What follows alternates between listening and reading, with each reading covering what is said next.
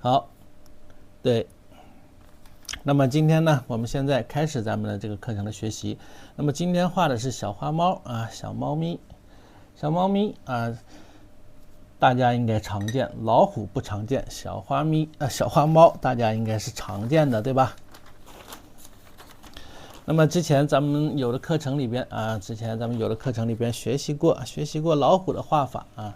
以前有的同学跟老师学习过老虎的画法，经常跟大家说，你要画老虎，你要拿不准呢，你就如果家里养猫了，可以看看猫，照猫画虎，对不对？好，今天呢，咱们是照猫画猫啊，照着猫画猫。好了。那么首先，同样我们应该是要找准这个猫咪的位置啊。首先最重要的是找准它的一个头部位置。那么根据这个9宫格，大致我们可以看出来，这个猫咪的头部基本上是在咱们指的一个中线偏上一点点的地方啊，或者在中线上面也是可以的，也没什么太大问题啊。你要把握好这个上去的距离，不要画不下去。好不好？大家要注意把握好这个距离。好了，那么下面呢，我们开始照猫画猫啊。那么这个猫的一个动态啊，如果拿不准的同学啊，可以起个形，可以轻轻的起个形。但是呢，我没有炭条我没有找着，应该是有的啊。我大致画一下啊，可以用手指头画一下也行啊。那么我用这个毛笔画一下吧，大致用毛笔画一下，帮助大家啊找一个形。那么我就调一个比较淡的颜色啊，比较浅的颜色来起这个形了。本来是不想起形的。那么猫的这个位置啊，在纸的中间啊，它头部的一个位置在纸的中间啊，然后是这么拐上去，对不对？这么拐上去，头啊，以及前躯啊，还有后躯分成3个部分啊，再加个尾巴，4个部分。好了，开始啊，我们开始找形啊，先找一下这个形状。那么首先呢，大致啊，你可以画出一个形状来啊，用这种几何形啊，比如说这个脑袋啊，你可以呢给它画成一个什么形状啊？一个圆形啊，或者一个方形，不规则的形状都可以啊，轻轻的起形啊，起形，能看见吗？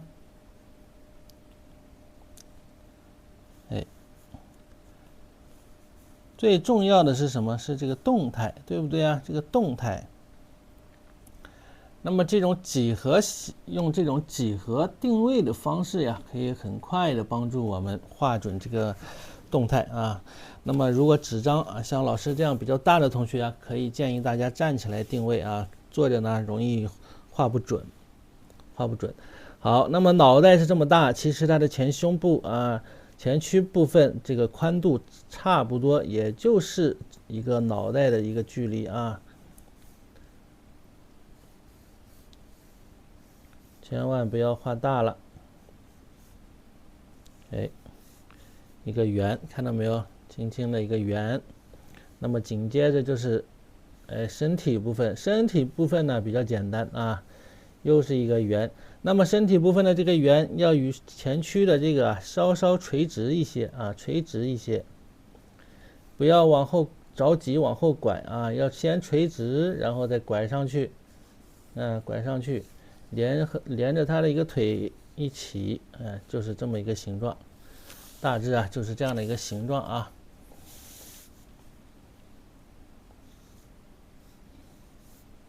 好，那么下面呢，我们就大致定一下位置啊，就可以开始画了啊，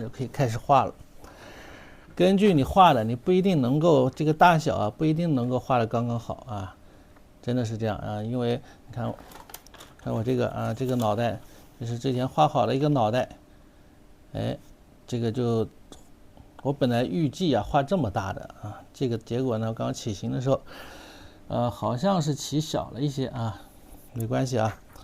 边画边看啊，所以啊，这个形啊，只是说大概的形状啊，大概的形状，简单的定出来就可以，千万不要过多的画多了，否则后期啊，如果是没有画到预设的这样的大小，是不好修改的。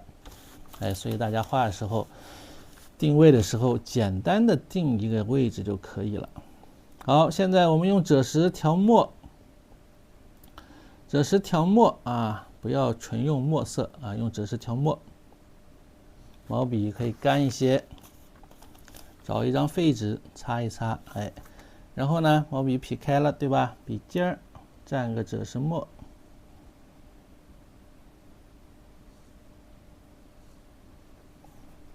好了啊，我准备啊把这个脑袋再给它改大一点啊，先画着啊，边画边看情况。那么我们从眼睛开始，那么老师画画，通常喜欢从眼睛开始，可以从眼睛开始啊，感觉是不是得往这边来一来啊？我从眼角这个地方开始。那么之前还有没有同学啊记得咱们画老虎的时候？那么这个眼睛啊，它是上面呢是有这个比较长的这个毛发呀，会有一些遮挡啊，对它有一些遮挡。这个怎么还有带美颜呢？光线打得太强了啊，光线应该减弱一些就好了。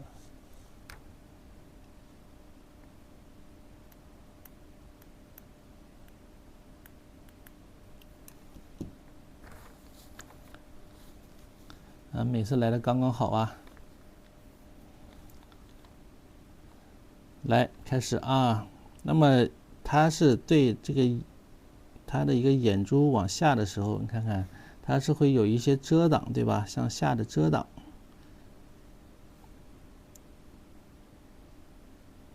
所以你一开始呢，不要直接拿比较实的毛笔啊勾它的这个眼睛的轮廓。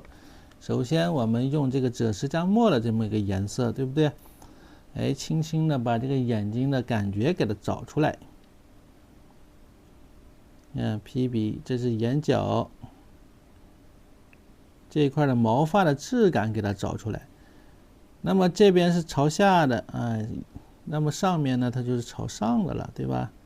画老虎还记不记得了？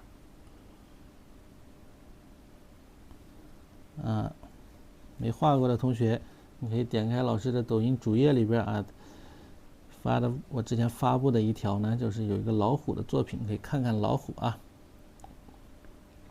好，那么笔尖现在蘸一点重的墨，不要过重，同样不要过重，慢慢来，慢慢来。你如果用大毛笔啊，使不习惯，你可以用小毛笔啊，老师用的毛笔比较大一些。好，从眼角开始，那么眼角呢要重一些，对不对？也不能是一条实线，那么呢，我就局部加重，看看。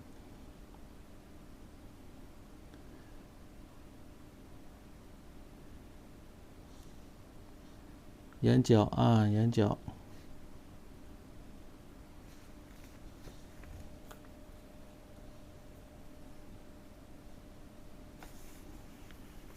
眼睛画出来，那么眼睛啊，它是低着头的。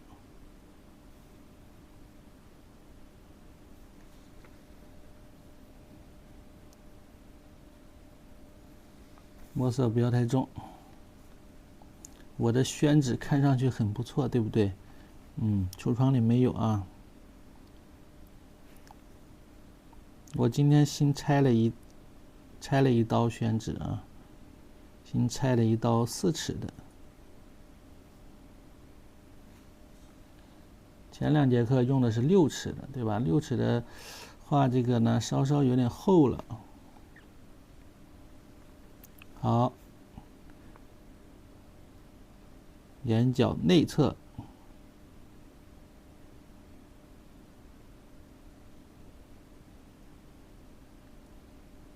泪线啊，泪线。那么猫的眼珠子，大家呀，这还不够大吗？这已经很大了啊！这一个眼睛你如果是用手机看的，你可能是看不清楚，对吧？好，再放大一些啊。跟不上的同学可以购买咱们的课程回放啊，高清回放，咱们120节课。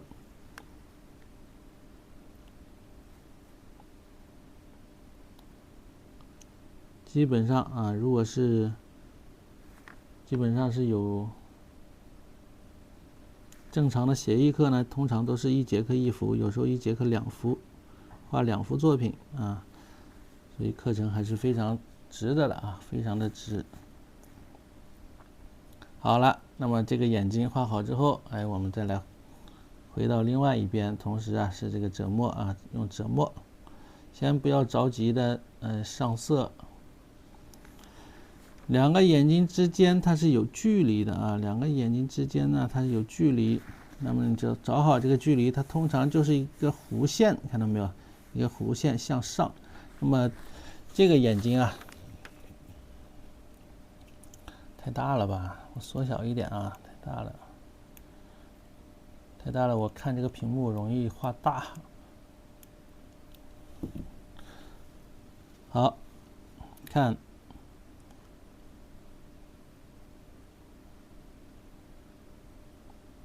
方法同样的啊，首先干笔淡的墨啊或者淡的颜色进行一个皴擦，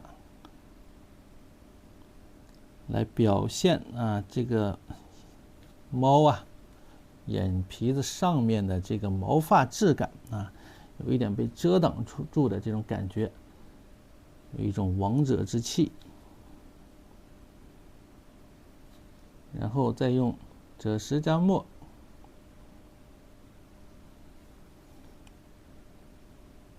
稍重一点的这个墨色，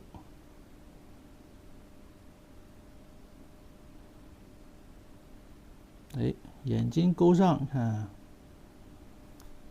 眼睛的轮廓给勾上啊。那么眼珠子呢，这个墨色就要重一些啊，就是咱们的墨汁的颜色了。猫的眼珠子，它的一个瞳孔是比较长的这么一个形状啊，一个尖尖的这么一个形状，所以它会挡一半啊，只画一半即可。我们只画一半即可啊。看看非常细致啊，非常的细致。好了，那么这个眼珠子一画完啊，我接下来的过程我们可以快一些了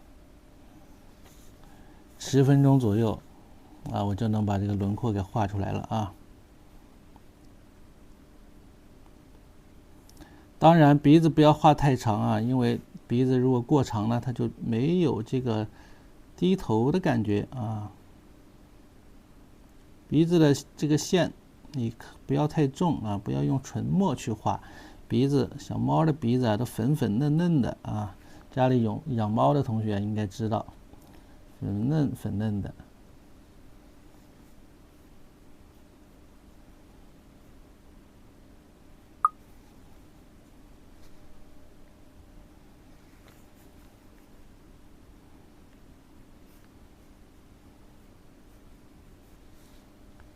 嘴巴，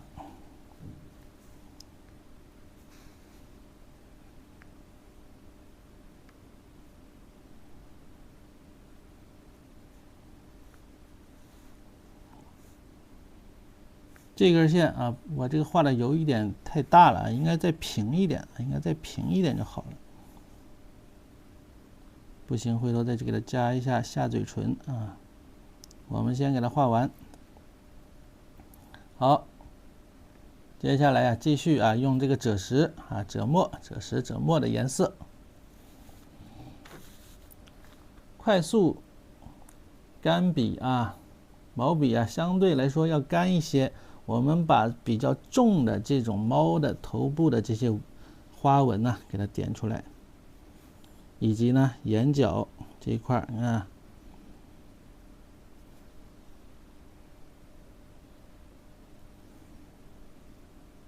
那么这是运用到了啊披笔丝毛法劈笔丝毛的时候，你不要是一味的把毛笔劈开啊，这么去刷它。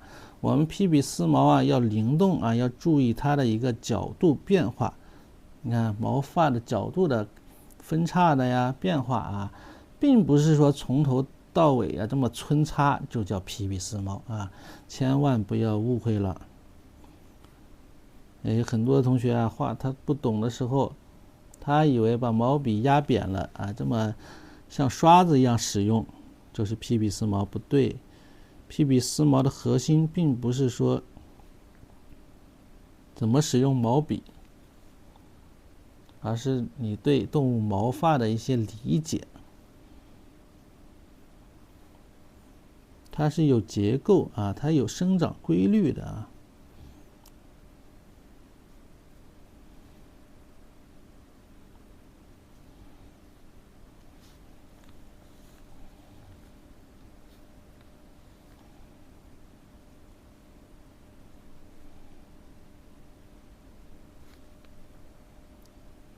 好，再往上去，往上去啊，有几个点要注意，比如眼睛这一块的啊，这几个点比较重一些，还有它的一个方向不停的在转动。那么以这个猫为例，我们看一看，那么它是有一根中线啊。它是有脊椎动物，跟咱们人是一样啊，有脊椎动物。那么它这个地方是有一个中线，对吧？然后才能呢到下来到脑门这儿啊。然后它头上写没写王字呀？头上写王字没有？头上没有写王字啊。头上没有写王字。但是你注意，这样它才能圆了过来，对吧？它才能圆了过来。好，可以了，不动啊，可以不动了啊。录课了，谢谢提醒啊。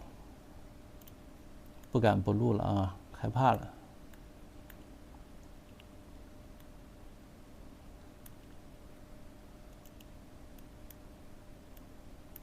好，现在我们调一点墨，调一点墨，稍颜色重一点啊，一个赭墨色。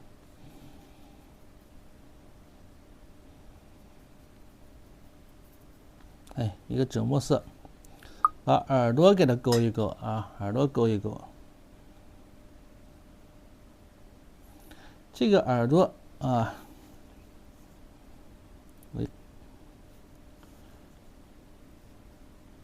猫耳朵，看到这个猫耳朵就想到吃的了，对吧？那么它是折过去的啊，折过去的。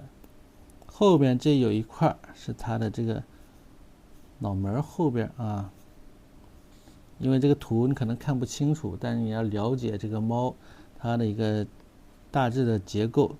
那么我对猫的这个结构啊还是比较了解的，小时候家里养了很多猫，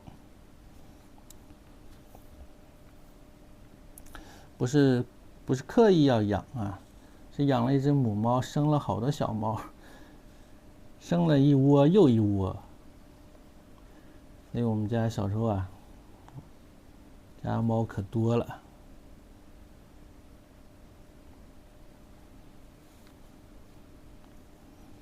好，那么耳朵里边呢是比较浅的这种长长的绒毛啊，长长的绒毛，给它画出来。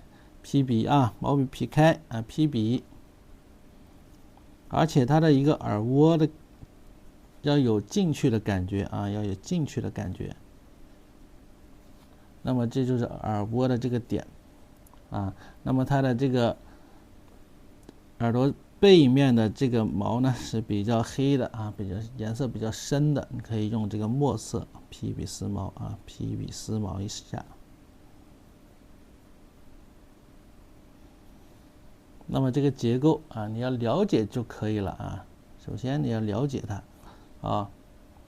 再来这个耳朵啊，那么这个耳朵呢就会简单一些啊，找准它的一高一低的一个位置，那么它的一个高低差的感觉啊，有一个高低差的感觉，就是在这个耳朵呀，它的这个耳朵角这儿啊，延长，做一个延长线，正好在这个角上面，对吧？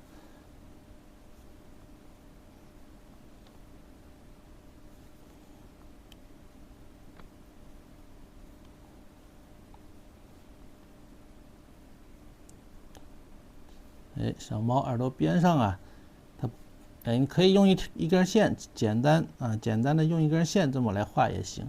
你画完之后啊，在上面再披笔撕一点毛，它会更形象一些。看，这是耳朵耳窝里边它会有长长的毛发，浅色的毛发，那么出来啊。那么这边脸同样啊，这边的眼睛上面。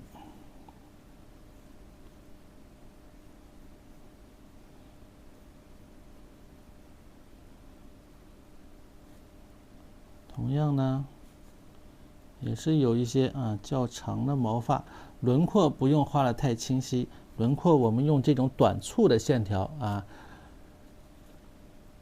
轮廓一定要用这种短促的线条来画，可以轻轻的点呢，对吧？轻轻的点呀。好了。那么这个猫的头部，你看上面这块是不是已经成型了啊？不知不觉当中呢，我们已经给它画出来了。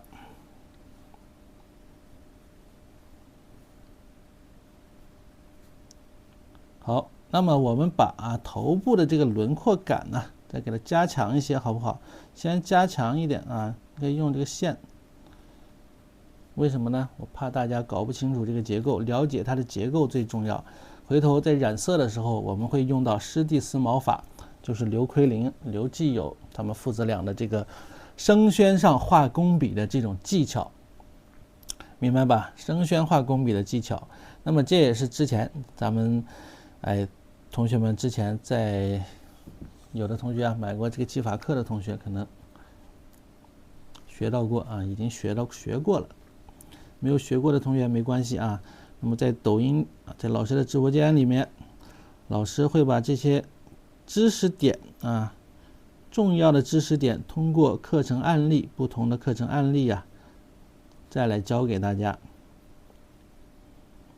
只要你关注老师的直播间，关注老师的抖音号最好呢给老师点一个灯牌，这样可以进入到群里边好，那么现在我们快速的把这些形体给它勾一勾我缩小了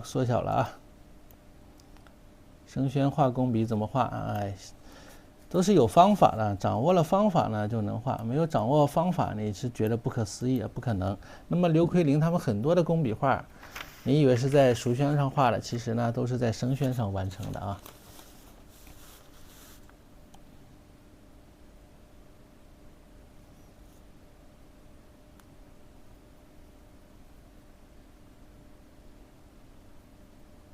好，继续赭石加墨，赭石加淡墨，墨不要太重，因为这个猫咪整体还是一个浅色的猫咪特别是它的腿身体部分腹部那都是白色，所以呢咱们这个墨色不要勾得太重，好不好？不要勾太重。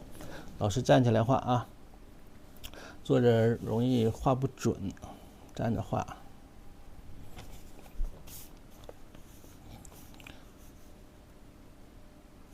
那么看看这个前爪右边的这根线的起点它对应的是这个猫的这个眼睛眼角处，所以你起的时候从这儿起，从这儿起。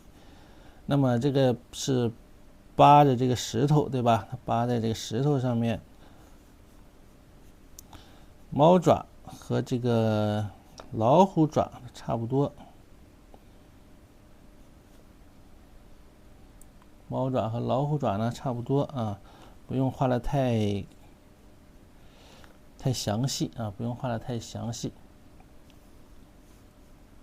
好了，再往后到了身体部分，用笔要放松一些。那么通常刘继友呢，他受西画的影响，看他的这种线条感它是偏向于速写的这种感觉，对吧？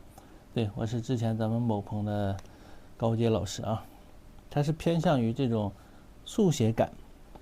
那么速写感的线条它有一个什么特征它是讲究虚实，对不对啊？讲究虚实还比较快啊，而且它用的这种切线比较多，切线比较多。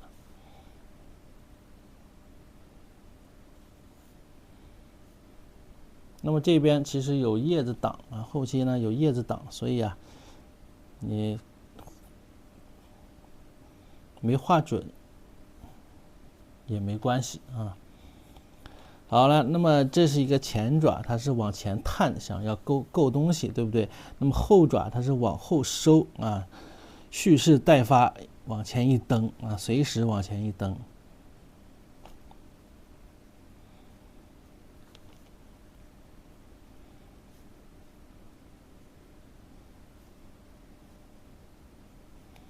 所以是收回去的，是收回去的啊，是收回去的。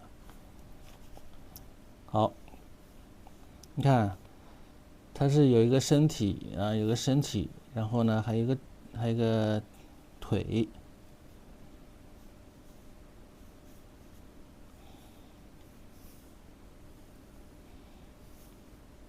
那么同样，这是有没有脊椎？啊，这一块是有个脊椎的，对吧？那么有个脊椎啊，有个脊椎。到后面是有个脖子，脖子完了，这是到哪儿？到脑门这儿啊！你要了解它这个结构，所以这还有一个脖子，对不对？哎，我简单的画一画，没关系啊，咱们一会儿覆盖。我是为了给大家讲解啊，不然我不会画这些线条在上面了。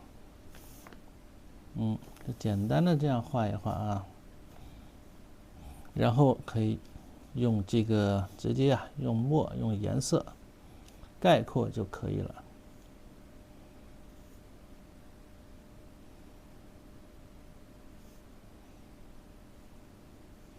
这张画，所以啊，大家看着比较难啊。那么老师一讲解，看看一画，就感觉很简单了啊。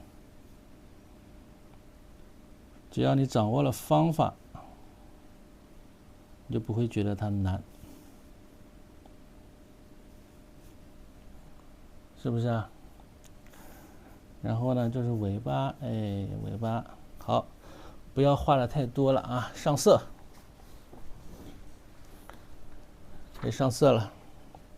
那么上色比较重要，上色它是有技巧的。你看老师之前啊，今天下午没事的时候自己练习了一下，上色它是有技巧的，怎么能够上的毛茸茸啊，毛茸茸的，又既毛茸茸又有这种写意性，是不是啊？那么这个就是有技巧的了。下面呢，我们来一起来上颜色，从它的头部开始。首先我们用到赭石。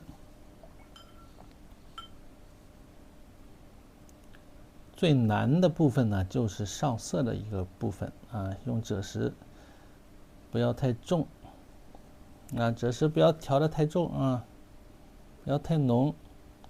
首先第一遍呢，淡一点都可以啊，你可以纯一点也没关系，淡一点，你也可以加一点黄也没关系，大概差不多就可以，根据情况慢慢的调整。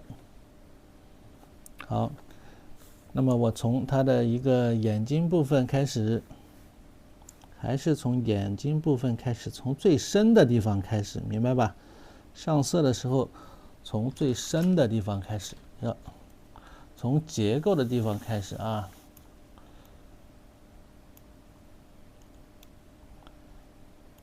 太大了，缩小一点啊。那么需要我们从结构的地方。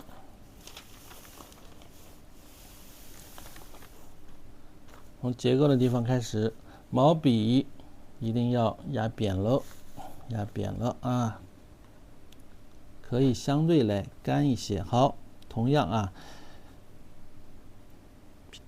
要有顺着结构来染色啊，披笔丝毛的感觉，你看到没有？你只有染色的时候，也是运用了这些技巧啊，它的毛发质感呢，才能表现出来。你只是简单的把它涂上了颜色，那是没有用的。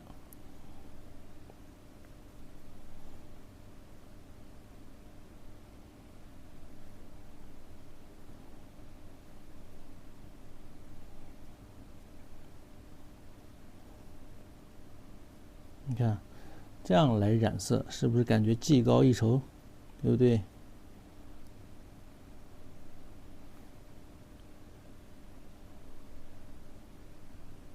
好，那么这个眼睛。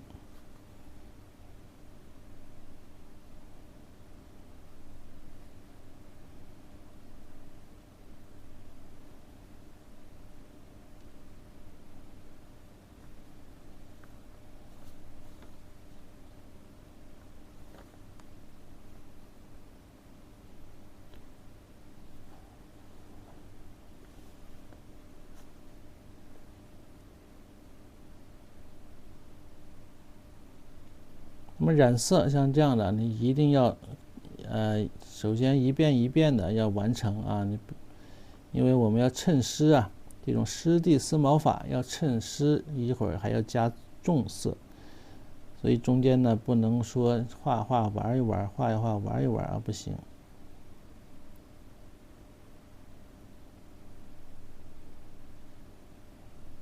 你看看这毛发一染完之后。这个感觉就有了啊，感觉就有了。因为我们的颜色比较浅，这个耳蜗里边你也可以染上啊，染上。包括这个背面，哎，都可以染上。一会儿再用墨色再来。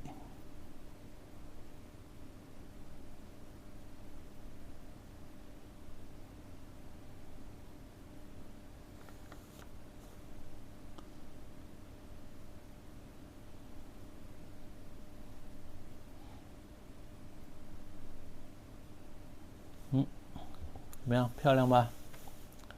是不是啊？已经有质感了，对不对？已经有质感了啊！放小再看一下，还没画完啊！你就对照着这个左边这个小图啊，你看一下就行了啊。因为在画的过程当中呢，不可能照顾到每一个人啊，不能照顾到每一个人。而且我一旦染色了，我就不能停下来了，停不下来了啊！所以你要么想跟老师学习的同学，你可以购买购物车里边咱们的课程会有高清回放，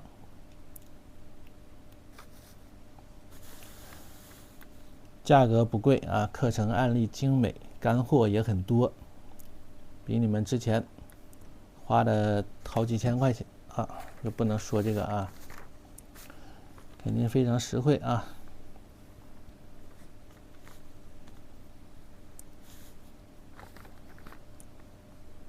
好，那么继续用墨啊，来一点墨，笔尖呢要调一些墨啊。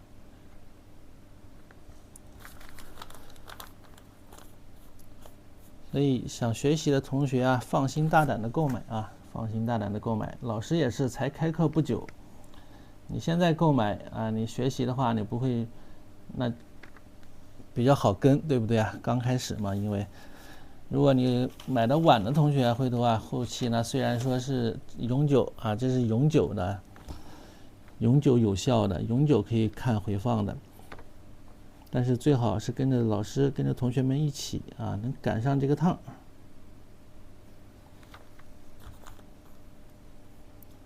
毛笔干一点，调一点这个墨。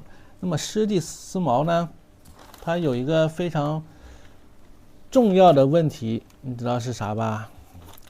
就是得注意啊，注意水分，你要掌握好这个水分。太湿的时候，你丝毛没有任何作用啊，最后会阴成一团。那么太干了，撕上去这个毛发它不融合，那和一开始就PP笔丝毛没什么区别了，对不对？所以要掌握好火候。半干不干的时候啊，半干不干的时候，这是最重要的时候。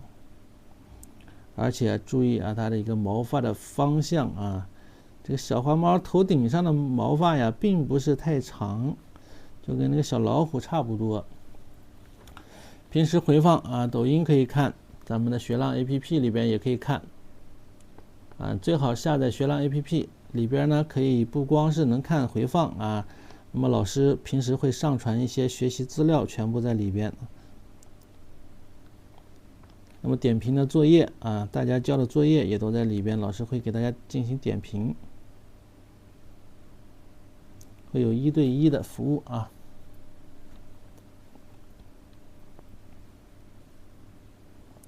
好，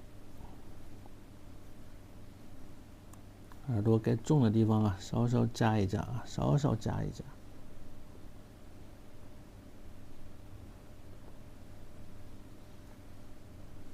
特别是脖子后面毛茸茸的啊，这一块你可以用大笔触，这一块后面可以用大笔触。那么染的时候注意啊，注意什么呢？不要和耳朵这一块稍稍留一点点这个水线出来，你看到没有？哎，稍稍留一点水线啊，稍留一点水线，这都是要注意的问题啊。这就有了这种毛茸茸的感觉了，对吧？你有时候会看到有一些视频里边，哎呀，人家这个毛茸茸的感觉怎么画出来的呀？在生宣上，你如果直接大笔一挥，那么水印啊，这个笔痕会非常重。那么我们湿了之后，打湿了之后呀，它就好多了，对吧？所以叫湿地撕毛法，对不对？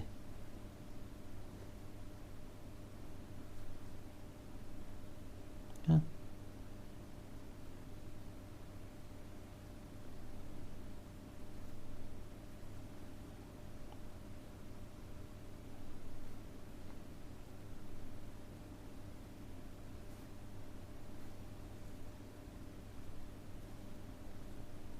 哎，现在干一点了。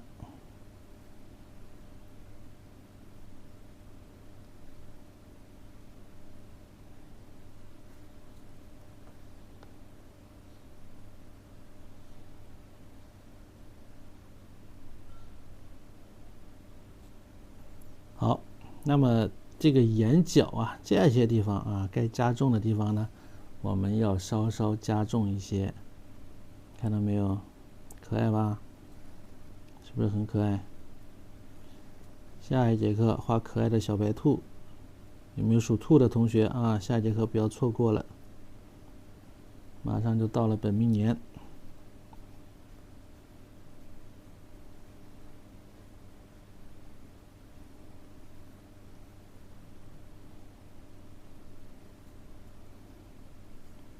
哎，眼角一加重，马上有了精神啊！看到没有？有精神了。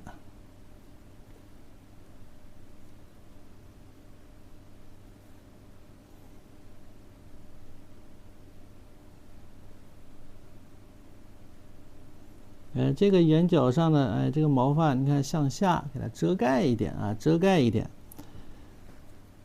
咱也是有睫毛的人，对吧？睫毛也比较长啊，但是有睫毛的猫，眼角加重一些，注意控制毛笔的笔尖儿啊，毛笔的笔尖儿。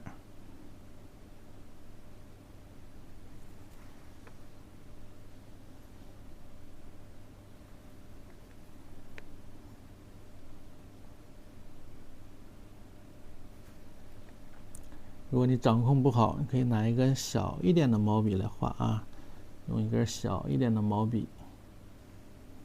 那么眼角是必须啊，要提一提，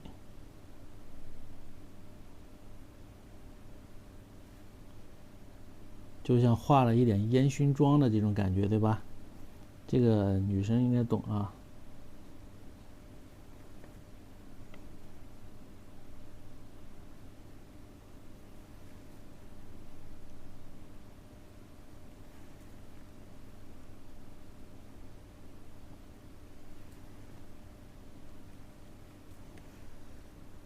眼角啊，嘴角说错了。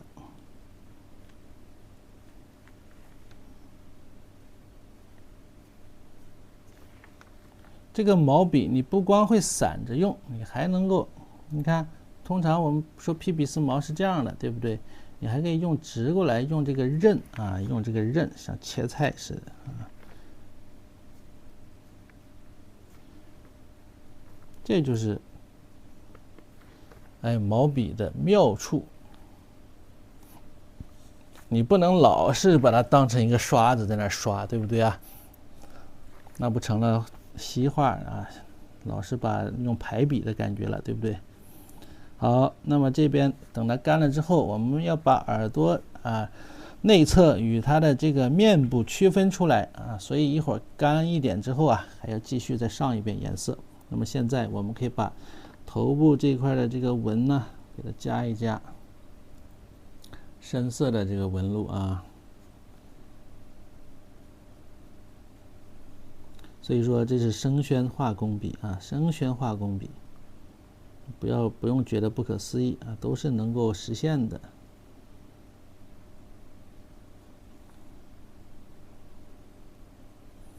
那么这个线有什么作用呢？这一块加重的目的是什么呢？目的就是它的一个体积感与结构的清晰度结构明显，对吧？老师直接用衣袖吸水，没有哪能这么不讲究太快了，这还快吗？这已经很慢了，暖暖。好，稍等一等大家吧。哎呦，把清晰度调好。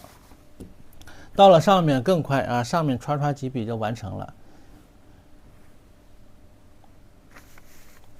画完之后，这幅画完之后时间如果富裕的话呢，还可以再给大家画一只猫。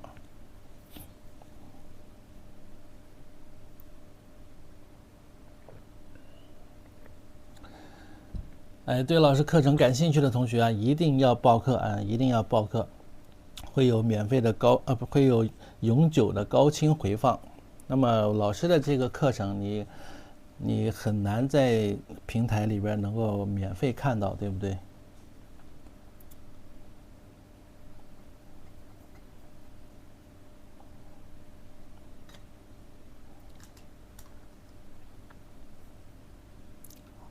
好，继续了那这一块那么不是像画老虎似的了那么它这个处理的比较简单一些，先用赭石调赭石、赭墨都可以。你也可以先用这个赭墨先给它湿打湿了，然后再来往重的地方该加重的加重，对不对？你也可以直接这么画也行。调完赭石之后，笔尖呢蘸一点墨色，脖子这一块颜色比较深脖子这一块颜色比较深，看到没有？脖子这块颜色比较深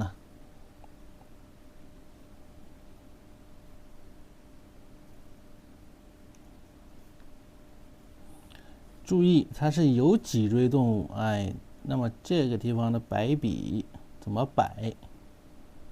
往两边摆往两边摆，看到没有？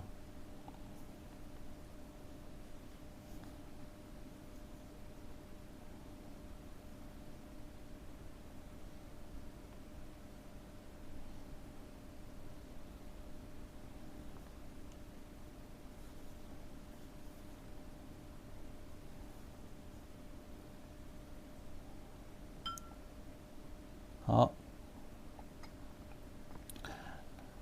还可以往两边摆。那么到了上面略微向上这样的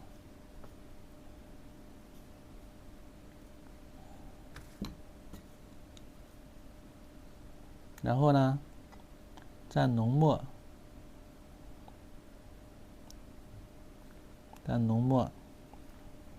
比如上面向上湿的时候再来用重墨，你看看丝毛是有方向性的看到没有？一层一层的，对吧？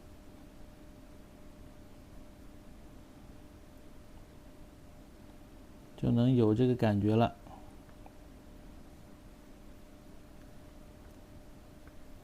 就有了。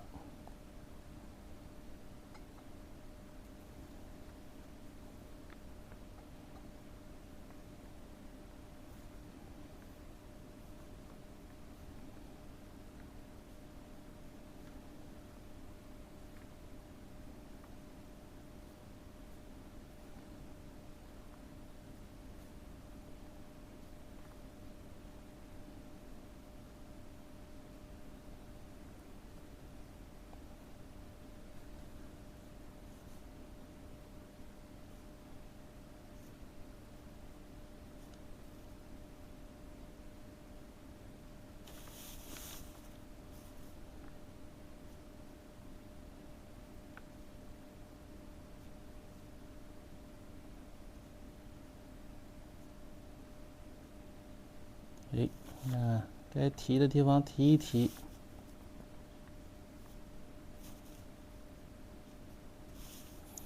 那么尾巴啊，到了尾巴，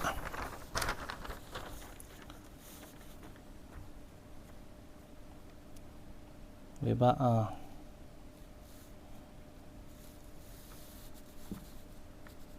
那么背部这一块啊，同样啊，背部如果说是想用一点这种大写意的这种感觉的画法呢，你可以直接直接点。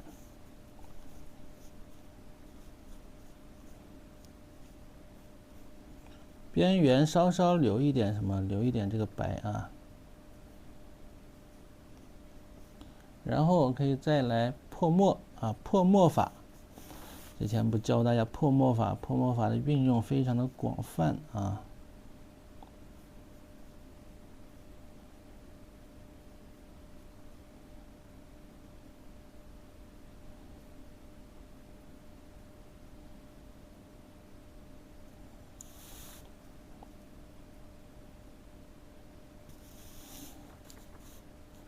包括尾巴同样啊，尾巴同样如此。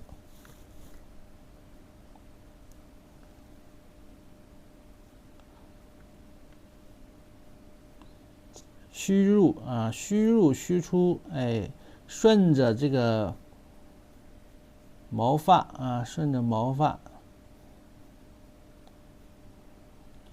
这就有一点当时画这个老虎身上的这个毛发的感觉。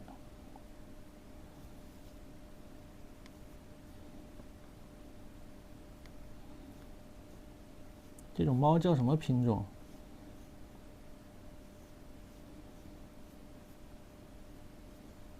有没有知道的？就普通的猫对吧？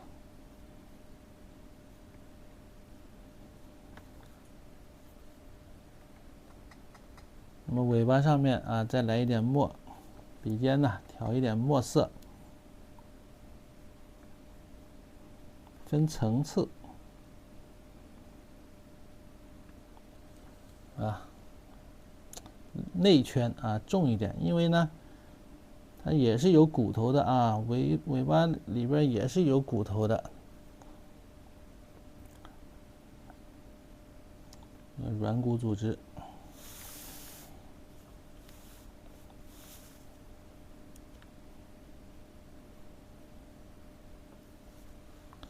怎么样？怎么样？田园猫啊，这就是田园猫，太快了！哎呦，我天哪，画1小时了，一只猫还快。我正常20分钟也就能画完了啊。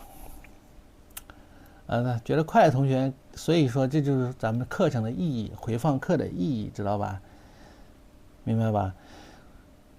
不快不行，我这是已经很慢的速度了。如果太慢了，这个就没办法了，就没办法画画了啊，就没办法画画了。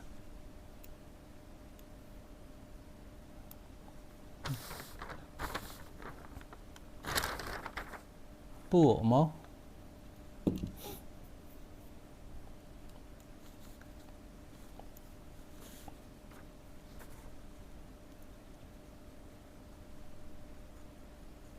头身比例啊，我刚刚说了，这是一个头，这是2个头，对吧？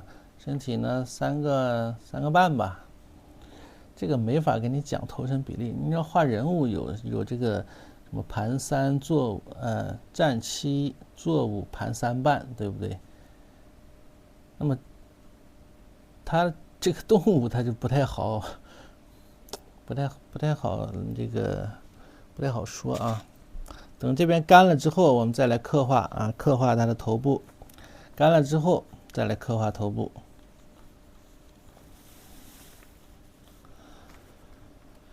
好，我们把这个树干啊，树干给它画一画。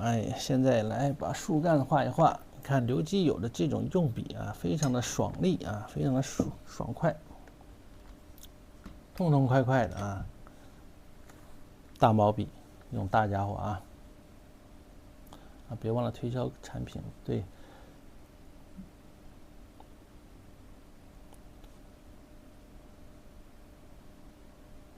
那么咱们的课程在咱们的小黄车，点击老师这个小黄车下面的小黄车啊，稍稍等一下大家吧，没有画完的同学呢，稍稍等一下大家啊。老师顺便推敲一下小黄车，咱们的课程。那么目前这是第7节课了啊，第7节课了。咱们的课程安排是有每周呢会有2节课的这个工笔啊，这个墨骨啊，不是工笔，墨骨，然后会有小写意花鸟，然后有动物啊，写意的这种动物。这么循环啊，每周这么循环，明白吧？当然了，动物可能会占的比例啊，看情况啊。如果大家呢觉得太难了，我可能会削减一下比例，咱们多画点小写意的花鸟也可以。如果大家喜欢呢，那咱们是可以，多安排一点也没关系，对吧？那么墨骨呢，可以看老师的这个。你可以进入到老师的这个主页里边啊，老师的很多作品都是墨骨作品。那么墨骨我们后期，因为大家都想学啊，都给我发消息说想学，那么呢，我会给大家安排了墨骨课。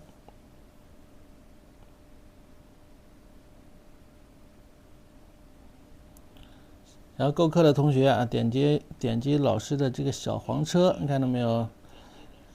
然后呢，这里第一个链接啊，去购课就可以了，去抢购就行。还能够，看课的话是在咱们的这个学浪 APP 里边，或者是在咱们抖音啊，抖音里边你点我的，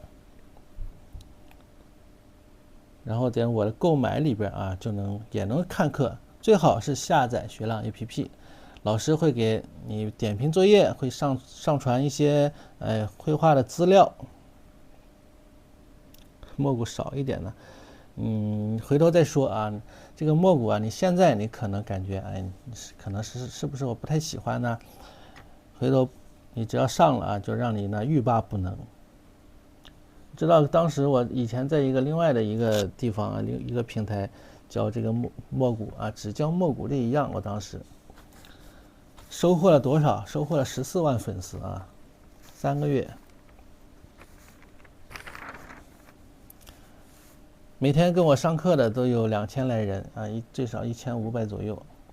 一开始也没什么人啊，一开始头几次课就几百人啊，有时候几十人。到了1个月之后，基本上就霸榜了啊，整个平台就霸榜了。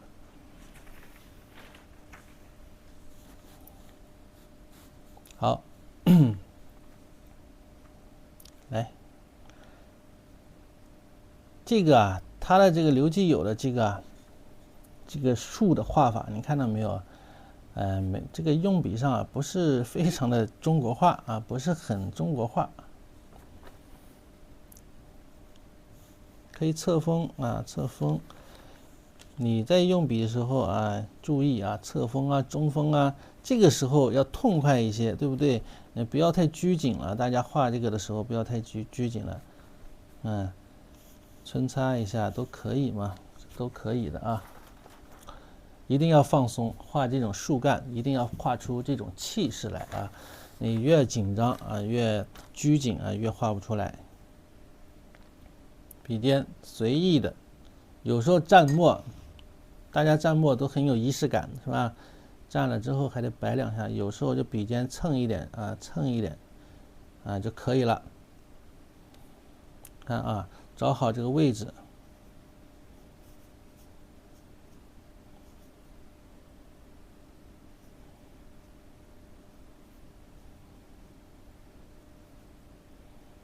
是吧？这个树杈，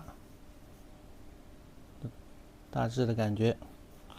然后它多是这种侧锋或者握笔，我们称为握笔啊，这种卧倒，这样来画。你看卧倒的时候一皴一擦是很容易的。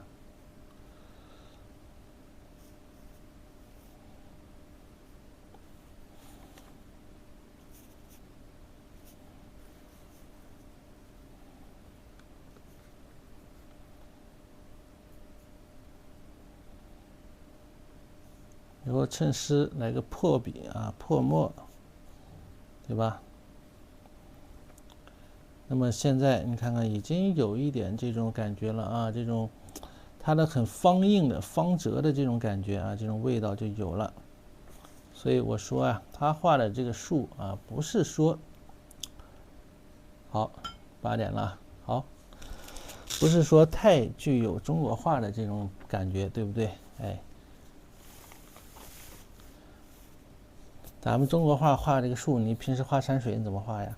哎呀，一点两，先把双钩出形，然后再皴擦，对不对？好，休息1分钟，喝口水。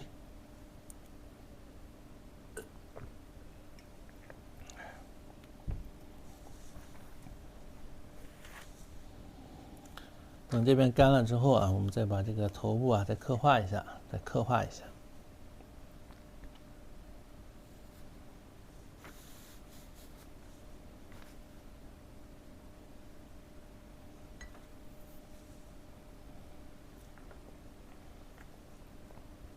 人气票在哪儿？人气票，今天猫头鹰在群里教了大家啊，人气票在哪儿。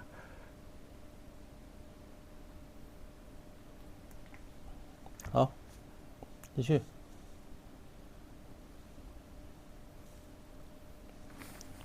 注意这个树干怎么过来啊？过来到哪儿？到底下。看。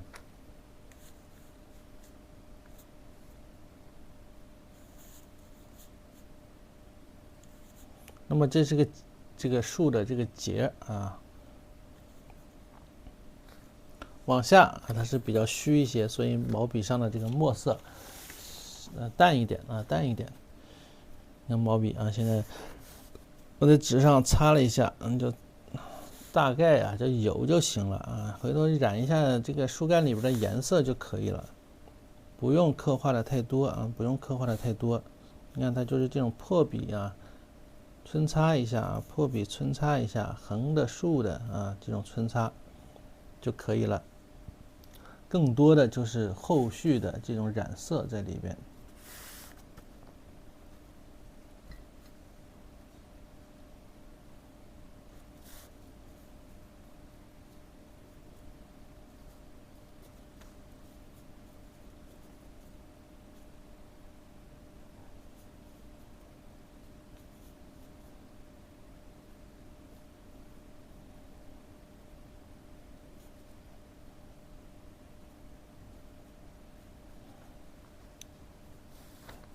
好，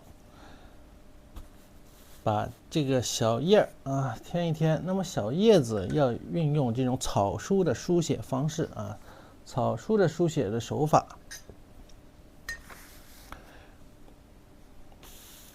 有的同学说草书是什么是草书啊？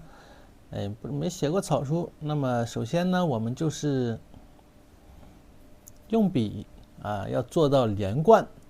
那么用笔做到连贯呢就行了。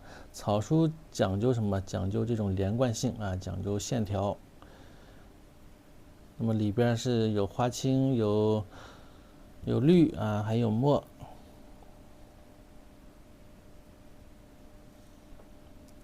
来，先调出一个绿色，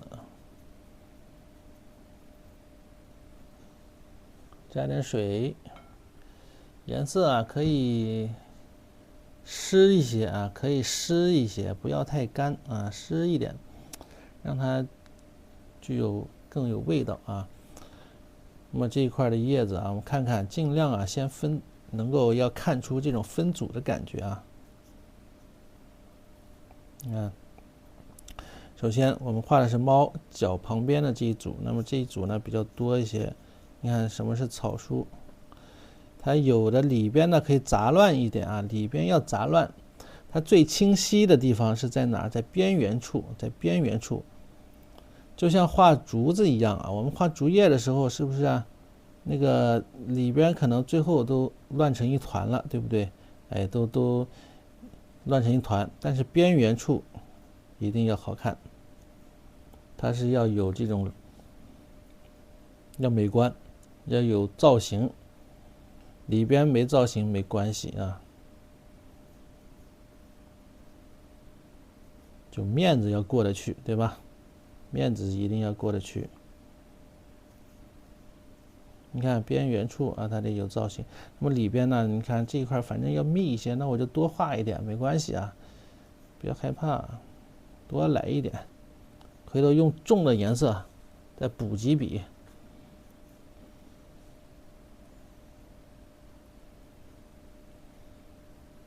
好，下面也是啊，下面也是，可以像画竹叶似的。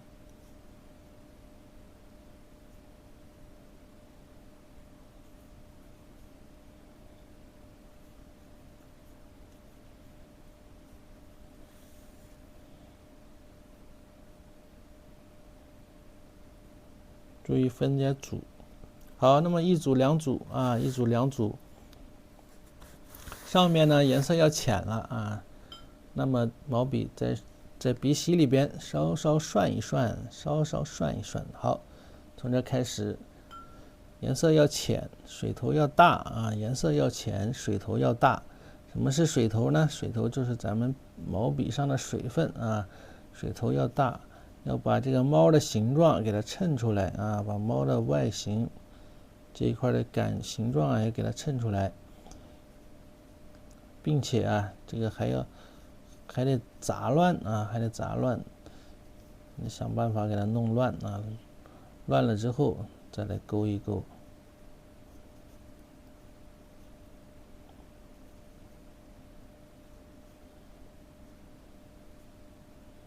那么往上，哎，这组你看看画的比较有野趣啊，有什么它有组合，那么这一组呢，它是有组合的。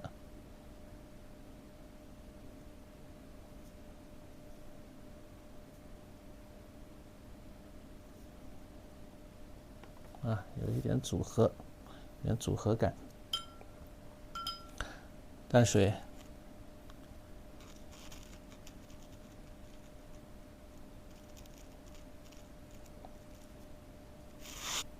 那么脚底下这个脚旁边啊，可以皴擦一下，可以稍稍染一染啊，染一点。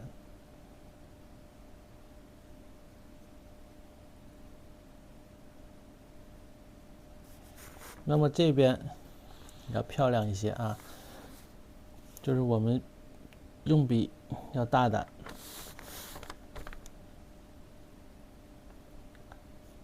有顺着点，哎，也点出去，你看，有这样连贯的，像画竹枝啊，小的竹枝这种感觉。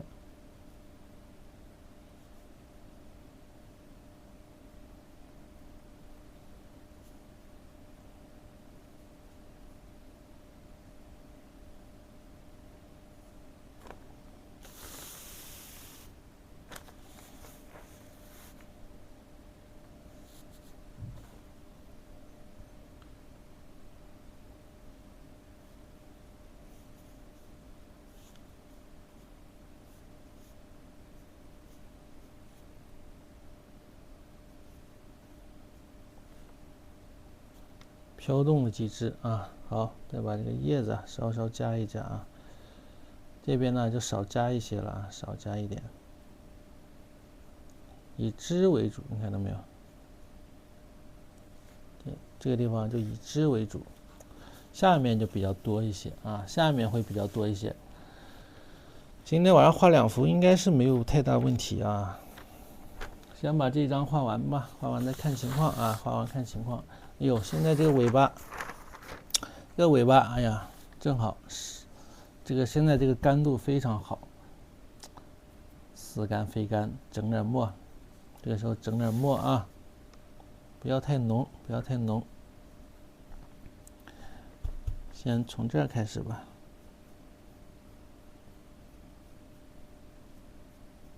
稍稍来一点啊，轻轻的刷一刷，哎，好，看加一加啊，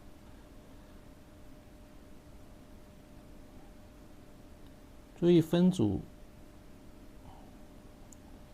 好，这一段像老虎尾巴这个黑黑的这种纹路是一样啊，这种毛发一样，一段一段的，看到没有？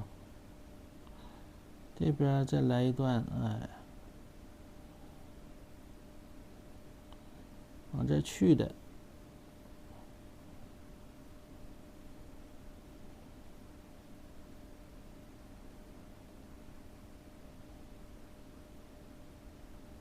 往里回一点，你看，再来几笔这个散锋啊，要学会运用这个散锋。再来往回回一回，好，好了，可以了。先把底下的树枝画了，画了我们再收拾它啊，再收拾这只小猫。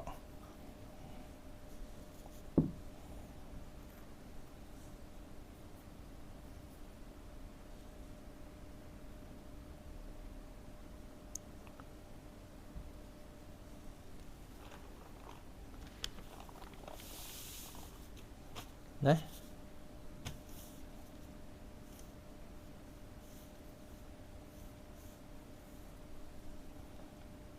注意这个出枝，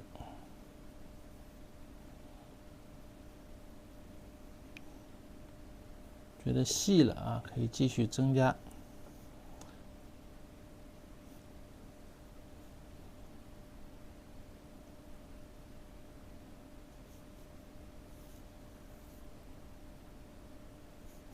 注意这三根呢、三根的关系像不像我们画兰花的一个关系？所以要注意要破啊，要破，要破啊！你看，注意要破开它啊。那么这边同样啊。爬在树上啊，那是个树根儿，没看到吗？没看出来吗？那是个树根儿啊，一个树根儿。树的旁边有个长了一个大节啊，那个树疤呀。你看旁边那个图啊，看旁边完整的图，你看一下屏幕左方，哎，这个完整的图。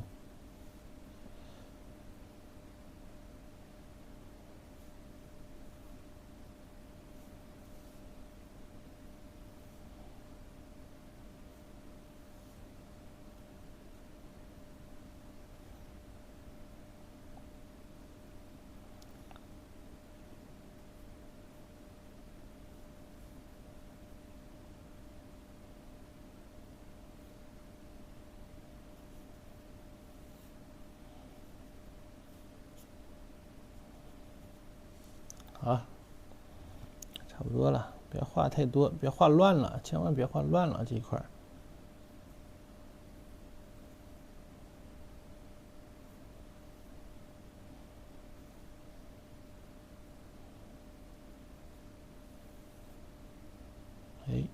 哎，主要的一画，开始点叶啊，开始点叶。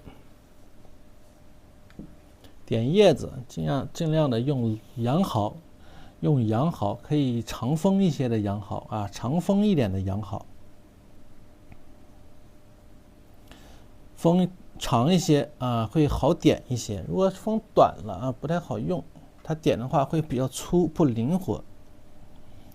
点叶子，那么比如说这边啊，它是比较浅啊，比较浅，你可以加水呀。那么你画的时候，毛笔里边水多一些，颜料少一些啊，多画几遍，让它有一些重叠加啊。你看，水头大一些啊，可以分组。里边要能够看到缝隙呢，又是不太多，哎，又不太多。用笔的时候，应该从上面像写字一样，应该从上往下，然后可以回，啊，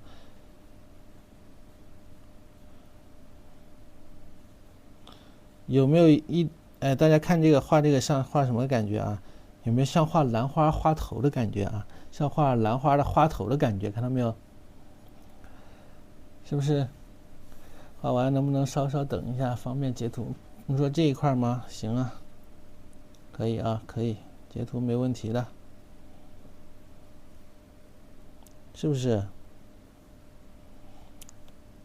你把它当兰花的花头来画，就对了。你看，有这样兰花的花头，比如说是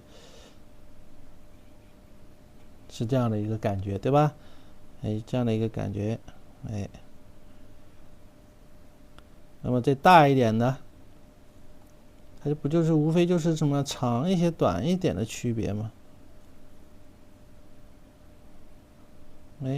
所以说啊，这些组合方式，你学的东西里边就看你能够运用多少，对吧？就看你能运用多少，能有多少给你启示。你像老师画着画着就有启示，对不对？刚才没想起来啊，我之前画的时候，我感觉这很像一种城市，但是呢，没想到是兰花的这种城市。那么刚刚突然一下想到了啊，画兰花我不就是这么画的吗？然后再来穿一些小枝子，对吧？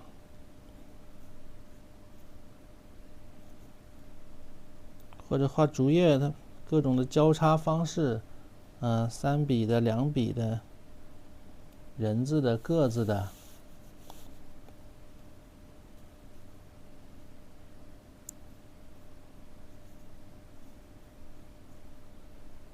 飘逸一点，这一组呢它就飘一些，对吧？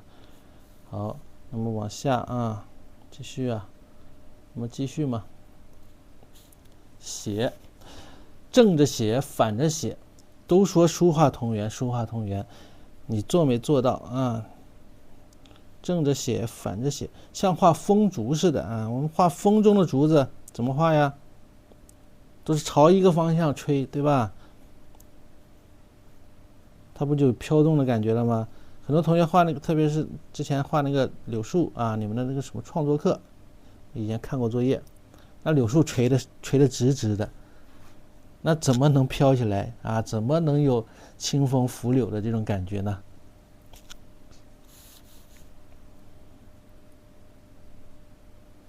对不对？无论是画什么啊，比如哪怕是画一根草，它都有用笔的讲究啊，有用笔的方法，看你有没有在意这些啊。你觉得它是一根草，那它真的不重要。你要如果觉得它是一根草不重要，那它可能最后真不重要啊。最后你的画面里边那个地方估计会是个败笔，或者会是看了之后啊会是露怯的地方。好，你再来看，同样啊这一组呢，它也是有风中啊逆向生长的感觉，看到没有？这就是高明的地方啊。乱画，你看乱画，你看这边往上组织，它又往上去啊。用笔逆向的，像不像写书法？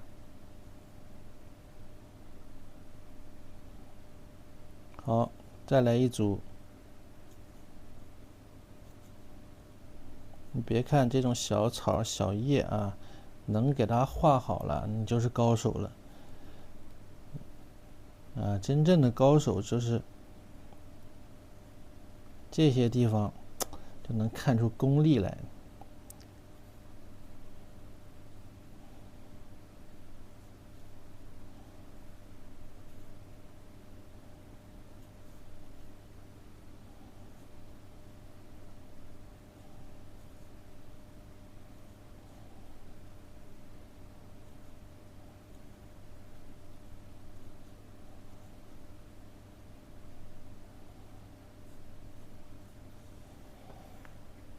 加一点重的，对吧？加一点重的啊。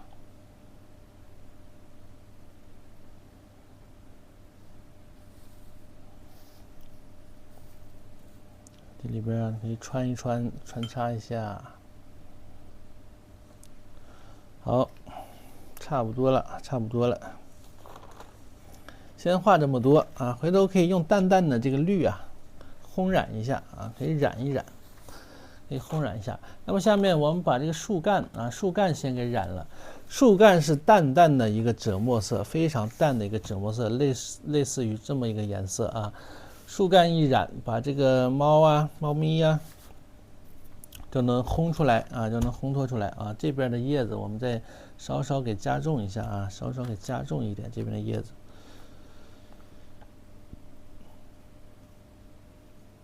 来几笔重的，就像你画竹叶似的啊。画竹叶的时候，有浅的，有重的，对吧？有浅的，有深的。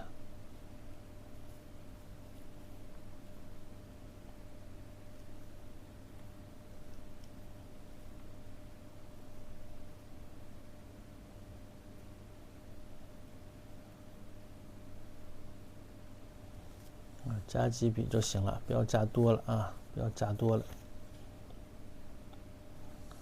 染完之后看情况，如果后续需要，我们再来补，不要一下画过了，要留有余地啊，画画要留有余地。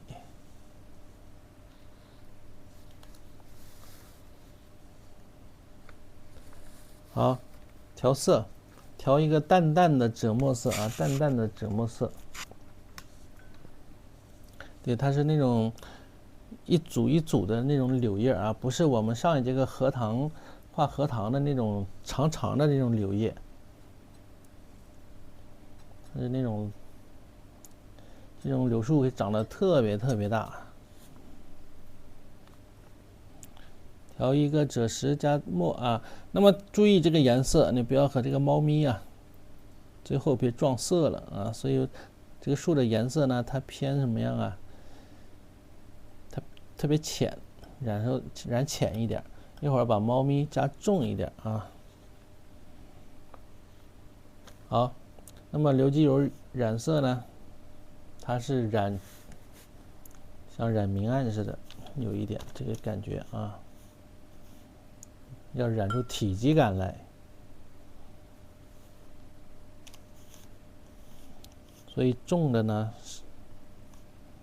你要把这个树干当成一个圆柱体来这么染它，它必须得有深的啊，有浅的，有亮的，那么它才能成一个圆柱体的感觉。那么我们染的时候，你不要一通乱染。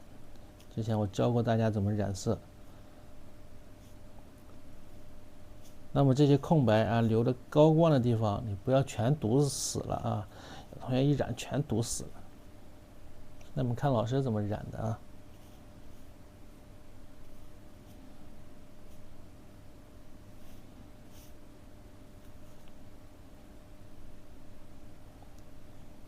有的地方趁湿啊，该加重的地方，该上墨的地方上墨。染色有没有技巧？有技巧吧？你之前有注意到这些问题吗？你在听今天这堂课之前，你有没有注意到这种染色的方法呢？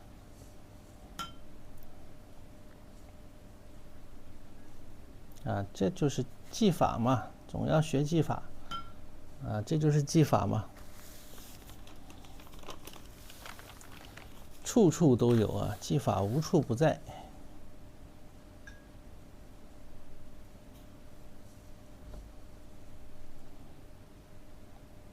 那么这么染，这个树它是有了这种方印的感觉，方印的感觉出来了吧？啊，它不是说光靠皴擦，靠皴擦它不一定能出来啊。这不就有这种方方硬硬的方折之感了吗？来，那么往这边来啊，把这个猫啊，要给它衬出来。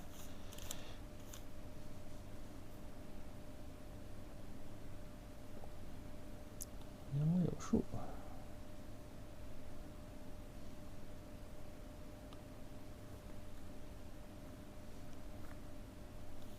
那么这一块要重一些，别把猫给阴到了啊！你看看，要稍稍离它有一定距离，往上去也是的啊，跟它保持距离。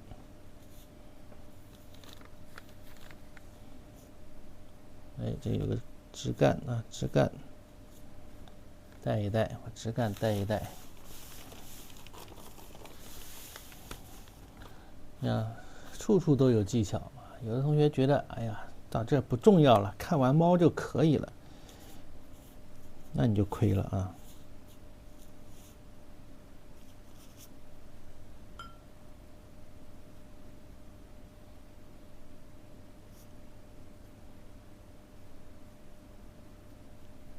顶级的高手都是用了最简单的食材啊，简单的食材也能做好一顿菜，对吧？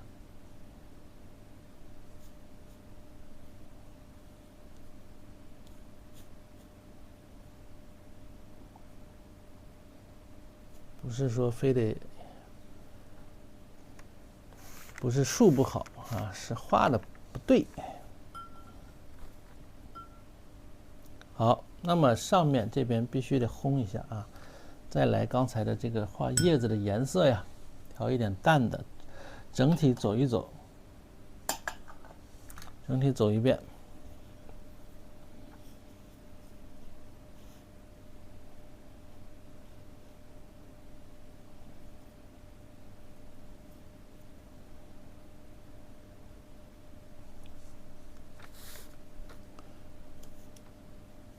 浅一些的颜色，看到没有？浅一点的颜色。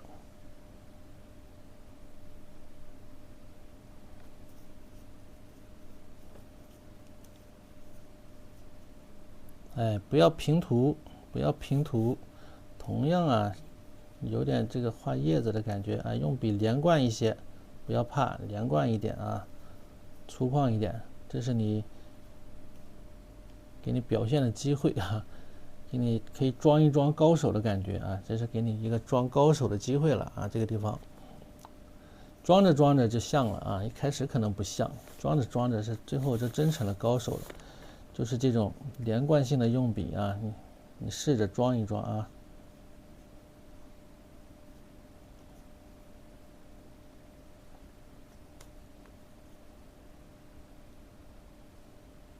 你以为高手一开始也是装的，他必须得装的像。还有一种就是画画的这种气势一定要有，你知道吧？我最开始画这种写意画，我画的也不好，明白吧？我画的并不好。后来我在后期我画着画着的时候，我突然有一天我发现我画画的状态怎么跟我老师，怎么脑海里不断的浮现是我老师画画的这种状态。对，然后我的画画的状态也慢慢的怎么，特别有的时候一些动作，你知道吧？所以就是装。哎，后来我想，画画有时候画的好不好，就是你画画的一种状态和用笔的一种气势啊，用笔的方式。后来哎，我终于顿悟了。那一次之后，我就顿悟了，原来画画不光是要一笔一笔啊，中锋用笔啊，侧锋用笔怎么样，是一种节奏，画画的状态节奏感一定要找到那个你就很快就通了。真的，这一点不扒瞎啊！别以为我扒瞎，我真一点不扒瞎。还有时候画画有时候一顿操作猛如虎，特别猛，看得眼花缭乱的，你知道吧？就是我刚才画这个乱画这个叶子的这种感觉。你首先得确实是得敢画嘛，所以说画画首先得敢画，你不敢画你就别画了啊，那很难画出来。你看像这样的，这一顿操作猛如虎啊，谁也不知道我在画啥，反正干了也会颜色变浅一点，对不对？这是以水为主啊。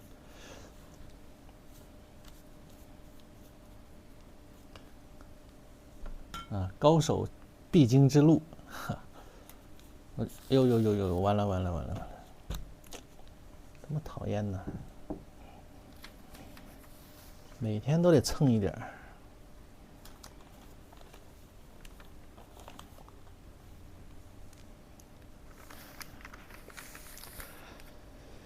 宝典啊，这跟周星驰那个演员的职业素养那个书一样，对吧？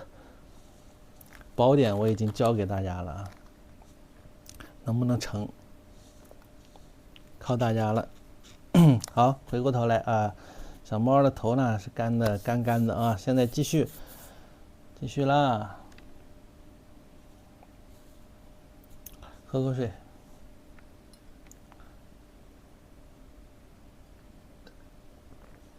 你们也可以试着一顿操作猛龙虎啊，先别怕，真的别怕啊，这个东西画坏了就是一张纸。好，都是堆出来的啊，真是。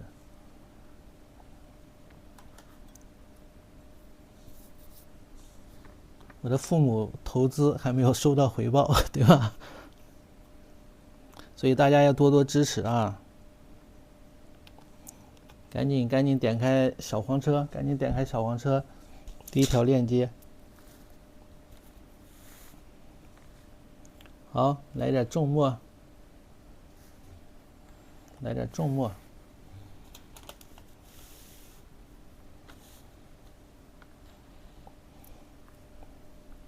猫头好不容易画出来，树叶一画就乱了。所以说呀，你以为重要的只有猫吗？没想到叶子也这么重要，对不对？哎，一个戏好不好看啊？不光是主角演的好不好，配角也很重要啊。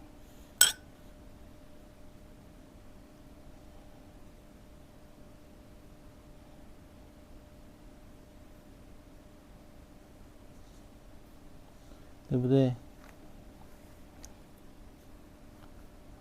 耳朵这一块啊，我先把耳朵重墨，纯的重墨啊，看到没有？纯的重墨啊，一点不客气了，这一回，纯的重墨啊。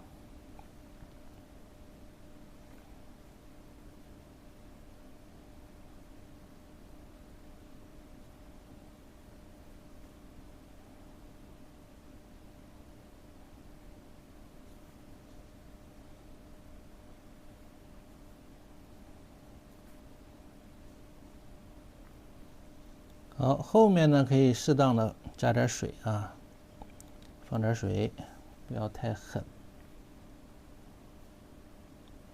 从深的啊，由深到浅向外，批笔挑着画，哎，批笔挑着画。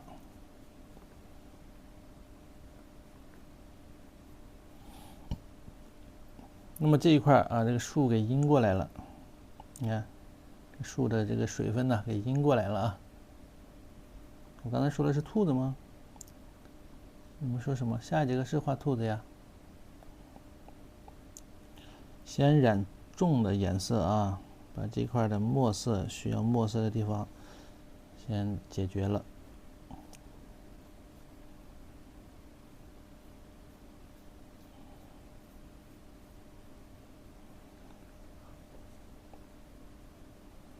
好，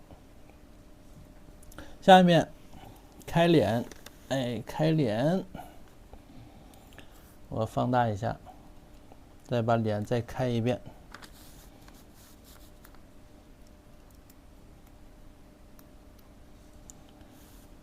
那么脸呢，赭石色，纯的赭石啊，纯的赭石，别客气啊，就用纯的赭石来。挑一支好用的毛笔啊，挑一支好用的。还有一支好用的毛笔呢。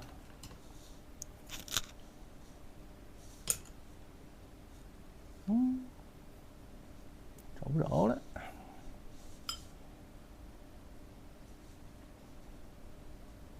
对呀，开脸嘛。画人开脸，画动物不也得开脸吗？不要瞧不起动物，咱们都是地球的物种，平等的啊。好，这是比较纯一些的。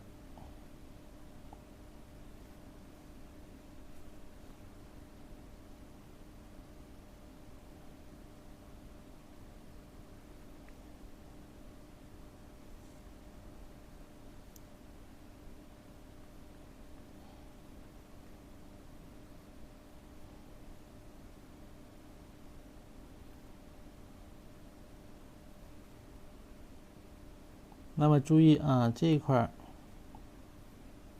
要把它的这个耳朵呀、耳朵内侧呀、耳蜗的啊这个给留出来，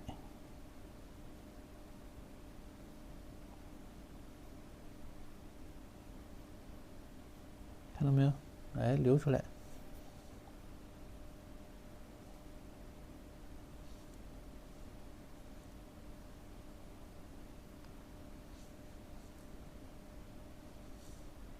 继续，来，哎，斜向上啊，斜着向上，披比丝毛，整个都是一样的啊，斜着向上，披比丝毛，不要太干啊，不要太干，衔接上去，哎，衔接上去，接一接，接一接，接一接。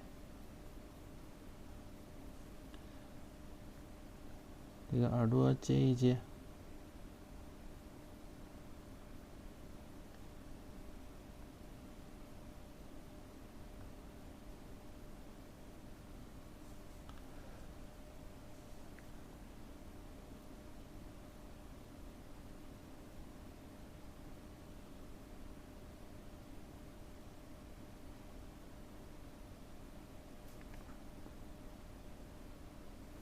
小脸这儿啊来一点点，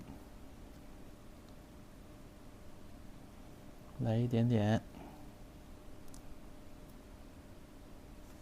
来一点。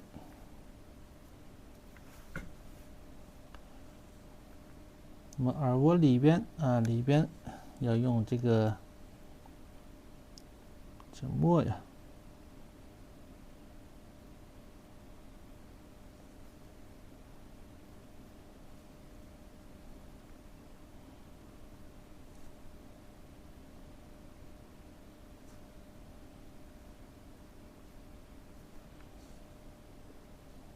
是吧？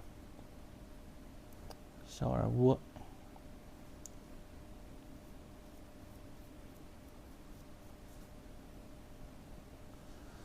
好，再用墨色。老师现在用的是赭石啊，这纯的赭石，看不清耳朵呀。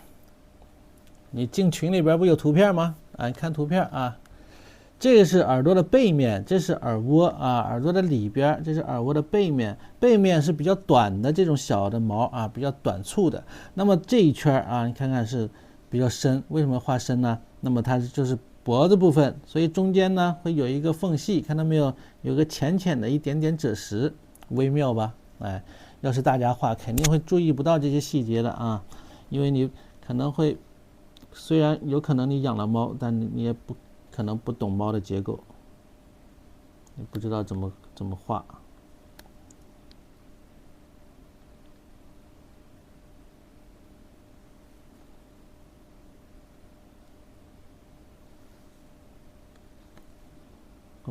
我之前有一个同事，一个女生啊，她喜欢猫，收养了很多的流浪猫啊，一共收养了11只流浪猫，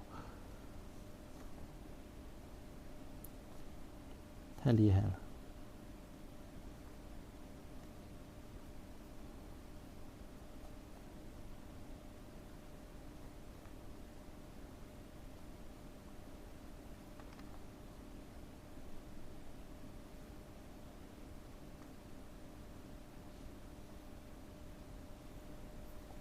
好了，把这个地方啊稍稍来2下就即可。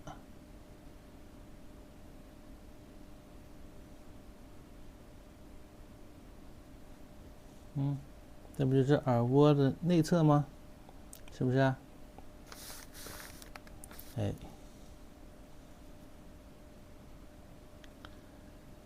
那么再把眼睛要染色啊，眼睛我们等它干一点吧，等它干一点啊，再染个色。比如背部的墨色，如果感觉浅了啊，再来加重。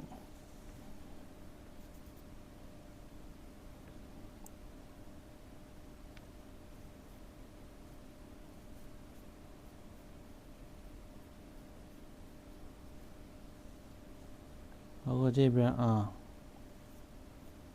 那么你可以先给它弄湿了啊。像这样的，如果你想让它第二遍想与第一遍显得融合一些，那么现在呢有一个方法教给大家，大家记一记啊，有个方法教给大家啊，用脑子记、用手记都行啊。什么方法呢？还是湿画法。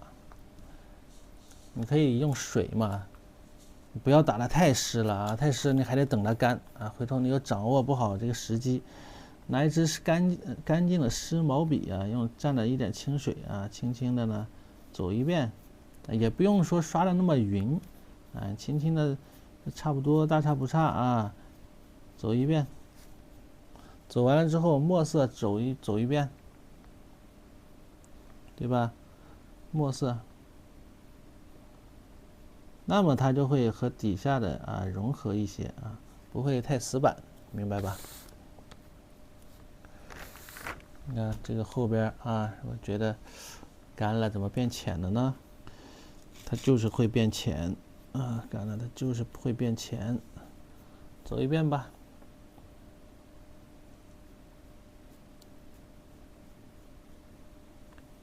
好，那么由此啊。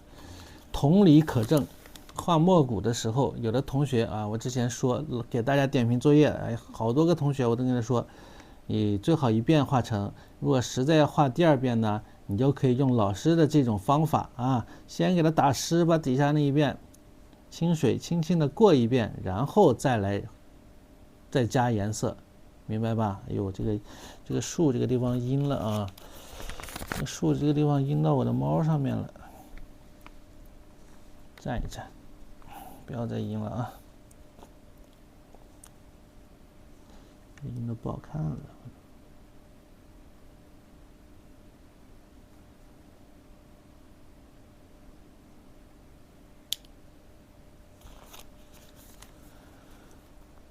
如果是白猫，是不是用仿古纸？白猫你可以直接勾个形不就行了吗？再用淡淡的赭石衬一衬啊，都可以嘛。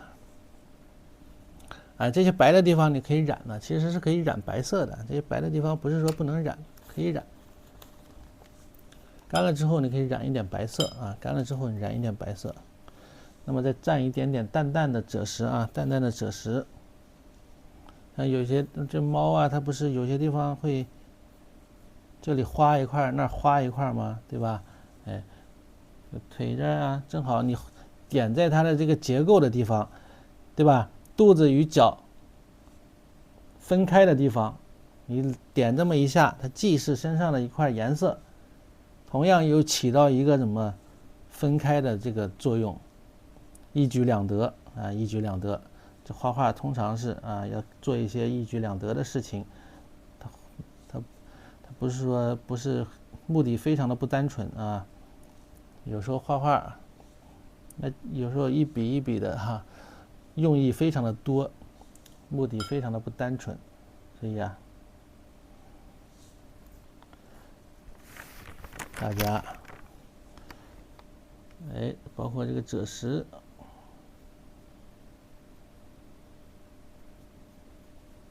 没调开，呀，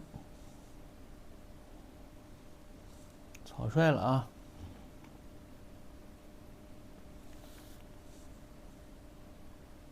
再重一点，纯纯的赭石，尾巴也是啊，尾巴这个地方也是纯纯的赭石，从后面里边就不要管它了啊，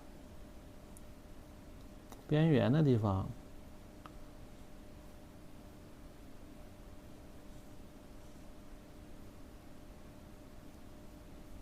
看到没有？完美吧？完美啊！对，画画有时候目的没有那么的单纯啊，它有时候它一些用意是比较多的啊。好啦，小鼻子，哎，小鼻子粉嫩粉嫩的，来一点这个朱砂啊，朱砂淡淡的啊，不要来多了。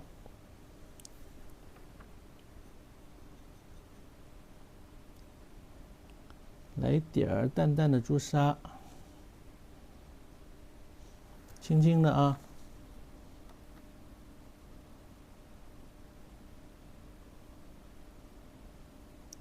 哎，嘴巴上轻轻的来一点点，好了，完美吧？绝子哈，我都觉得很好。所以说啊，老师的这个课程，你是值得拥有的，对不对？真的是值得拥有啊！你过了这个村没那个店了，以后想再碰到像我这么技术高超的老师很难了，又这么接地气啊，又这么价格这么亲民，技术又高的啊。对，我摊牌了啊，我装不下去了，告诉你们啊。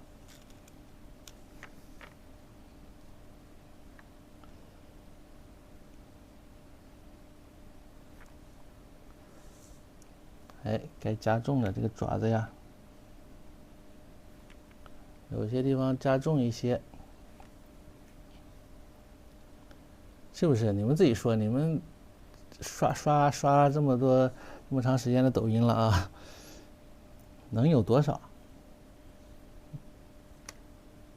既实惠，老师技术又高，啊，最重要的是什么？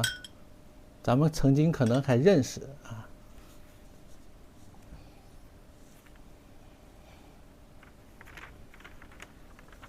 好了，啊，眼睛还没染啊，眼睛还得染一染。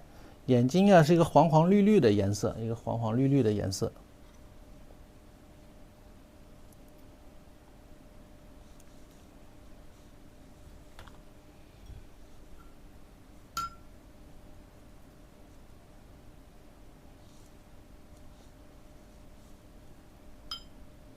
最重要是人还帅，对吧？对，所以大家啊，这个课程你绝对值得拥有。早买早看啊，早买早学，跟着我们的大部队一步一个脚印。希望120节课之后呢，能看到啊大家的一个变化，一个能力的提高。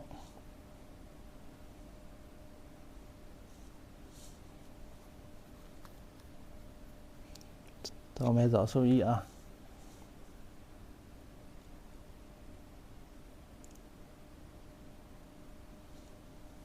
先用这个黄色啊，黄黄绿绿的这么一个颜色。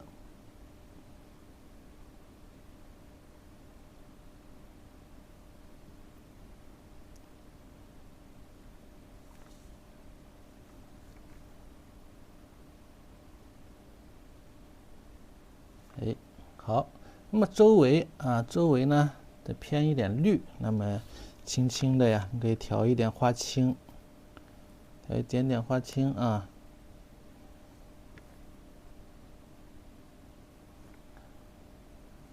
来一点儿。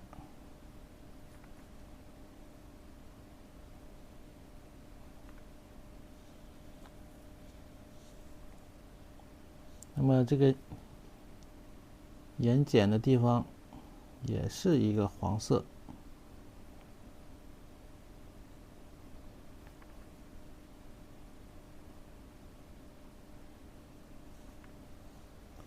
好，然后用这个白色呀勾一勾它的胡须，啊，像老虎一样。什么？怎么了？哎，颜色就是藤黄啊，藤黄里边加了一点点绿啊，藤黄加一点点绿，又说什么了？赶紧记一下时间啊。不然我又得听一遍。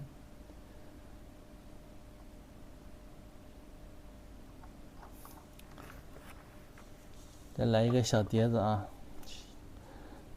画画小碟子得多。我的碟子啊，全都是那会儿在学校里教书的时候捡的。那一届一届，一年一年的啊，这毕业生走了，留下一堆这个什么笔洗呀、碟子呀、颜料啊、毛笔啊，然后我们老师咔咔去收破烂啊，去收。我用的颜料啊，到现在还都是当时毕业生毕业的时候我捡的颜料，都带回来了。包括我用的这个什么，吉祥的呀，这些啊，都是那会儿捡的。都不明白为什么他们这么浪费啊！但是呢，当时我上课画了很多的泛画呀，都没拿回来，还在教室里，学校的教室里边贴着啊。前一阵我一个同事，还拍了个照片发给我，都多少年了啊，泛画还在教室里贴着，毕业生都送走好几届了。我在想就给他拿回来。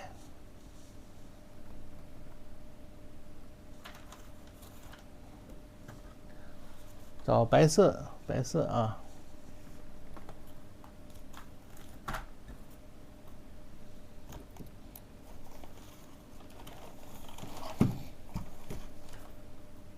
哎，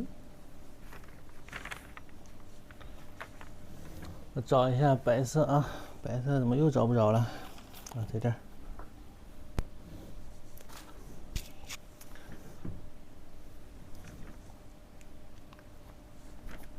对吧？肯定得拿回来，对吧？那我是拿不回来了啊。有的是让人拿走了，有一些还贴在那儿。调一点白啊，浓浓的太白，要干一些，要浓一些啊。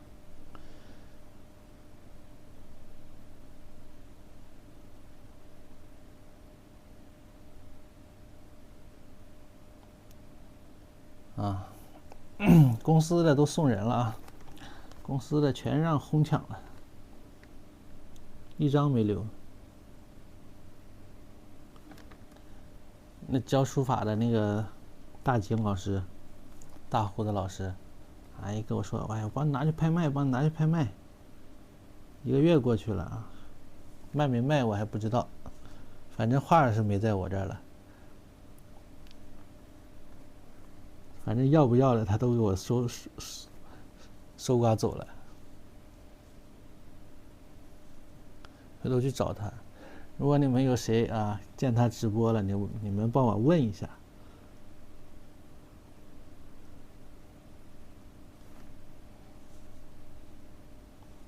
我欠来老师的这个，给来老师拍卖的作品呢，说好了一起吃饭呢。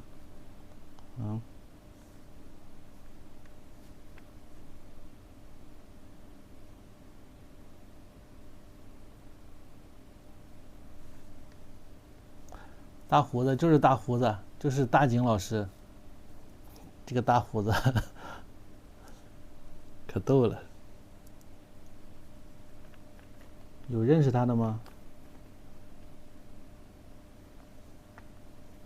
这个白可能看不见啊，你们可能看不到，没有颜色的衬托。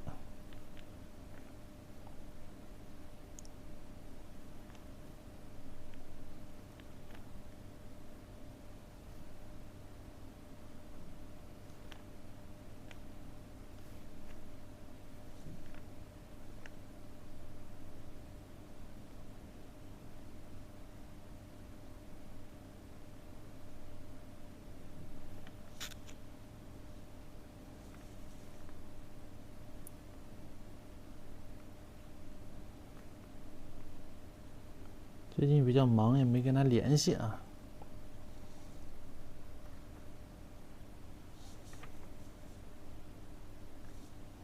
也不知道他最近咋样啊？最近形势很严峻。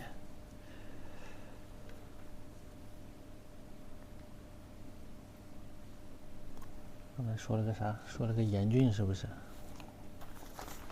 记一下。哎，2小时08分，2小时08分左右。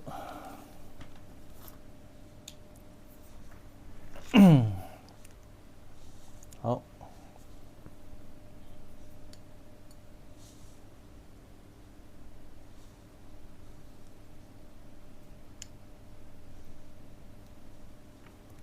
那眼睛旁边呢，你其实是可以，用没干的时候啊，用这个白呀来一点，它是有个高光啊，其实可以给它点个高光出来，就让它有这种玻璃球的感觉啊，有玻璃球的感觉。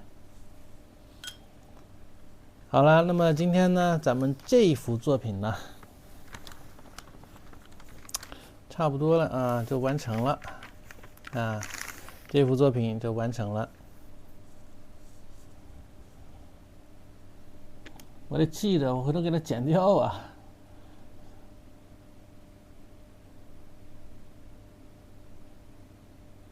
多不容易。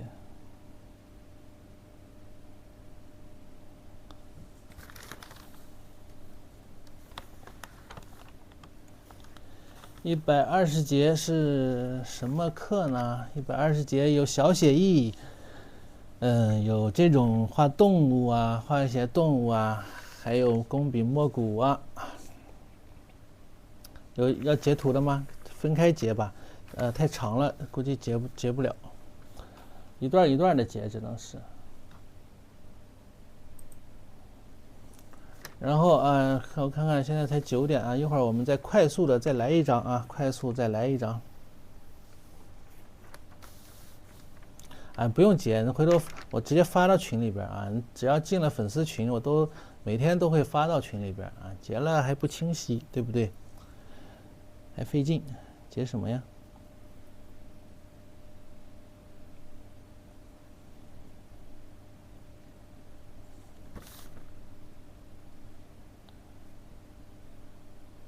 想要跟老师学习的同学啊，不要再犹豫了啊，赶紧点开老师的小黄车，点开老师的小黄车，多实惠的课程啊！那么线下呢，你这个价格也就能学1节课，想上2节课还差一点。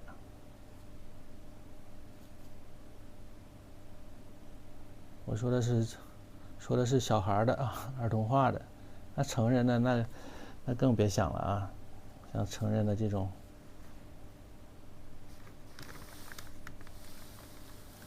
好，我再把这个树啊，该穿插的点的啊，给点一点，浓墨点一点。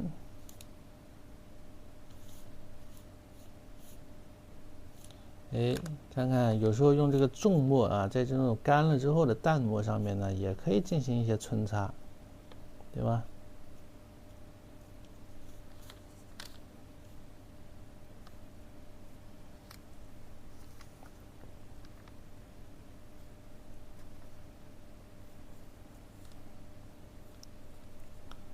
这个枝条啊，看枝条有些地方也可以用重墨，最后收拾一下啊。所以画画不光是画的时候啊，画完之后啊，这些收拾的地方也很重要，它能够增加画面的这种精神，对吧？有时候干了之后，你会发现这个颜色啊会由淡呐变淡了呀，变浅了呀，那怎么办呢？必须得收拾一下，它的才能够更加具有重新恢复这个精神气。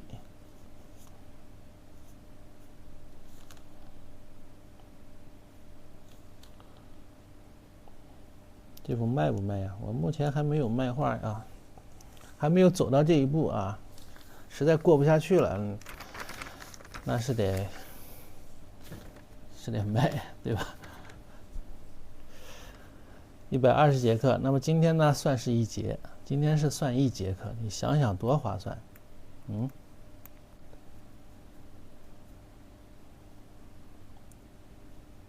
还得学那么多年才学会。也没有这么手把手的这么教啊，一句一句的教，这是一句一句的教。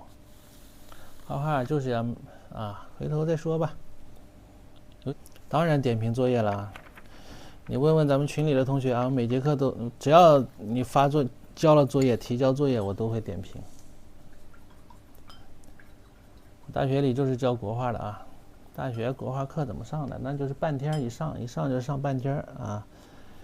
去了之后讲一讲，然后做个示范，然后大家自己画。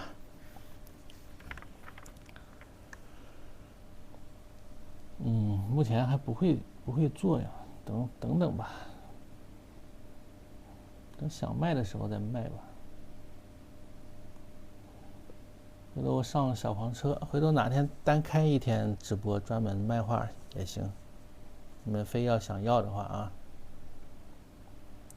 好，那我收起来了啊。再来一张小画。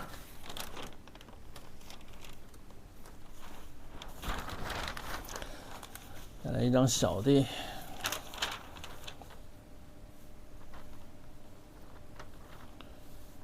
纸也不小啊，我裁一下啊。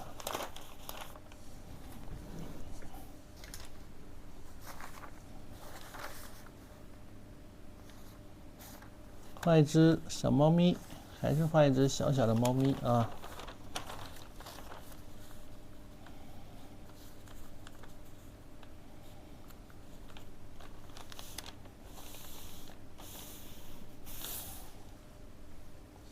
天天惦记我的手，行。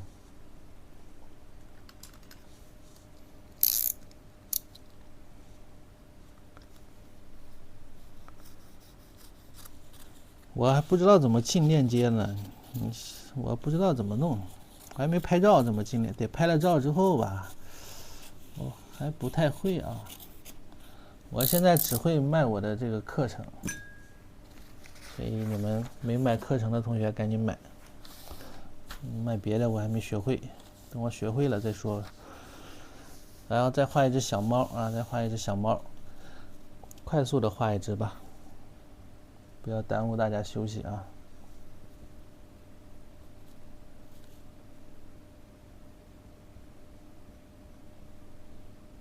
下一节课画小兔子，下一节课的案例啊会比较难一点。为什么会比较难一点呢？本来大家是不是觉得不应该啊？画兔子不应该会难，兔子应该比猫咪简单。但是我选的这个案例会难一点，我先发给大家看一下吧。我先找一找啊，给大家看一下下一节课的案例。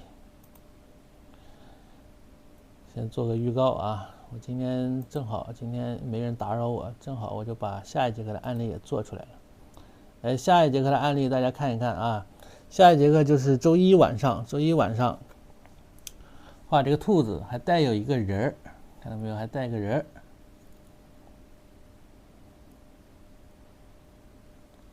这些小画也放在课程里边呢，当然会剪进去呢。啊，下一节课画兔子啊，应该也跟今天差不多，2小时之内啊能画完这张画。画完之后呢，我们有时间再画一张小画，同样的操作方式。好不好？对，下一节课是我多少年来啊，5年了，5年来第一次画人物啊，画写意人物，所以有可能是一场翻车现场，但是也不一定，好不好？所以想围观的同学一定别忘了下周一的7点钟，晚上7点钟。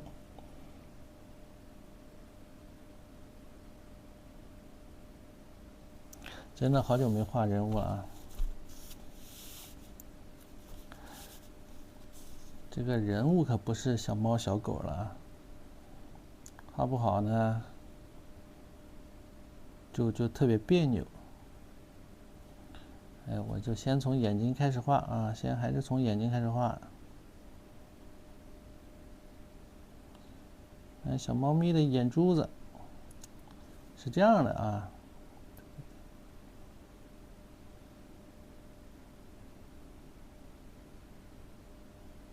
翻车再翻回来，这个难度有点大。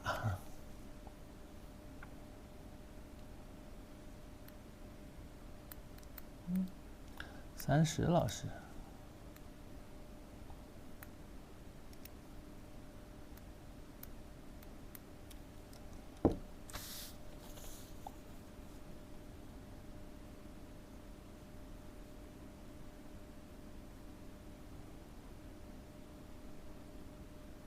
上眼皮像这样的啊，这种仰视呢，上眼皮呢就画宽一些，哎，因为能看到眼皮子的内侧，对吧？那么如果是像刚才这样俯视的呢，你就把下眼皮啊画宽一点，小画也在里边啊，也在里边。当然了，啊，老师不会计较这些啊，还计较大画小画吗？只要是画了的都放在里边啊。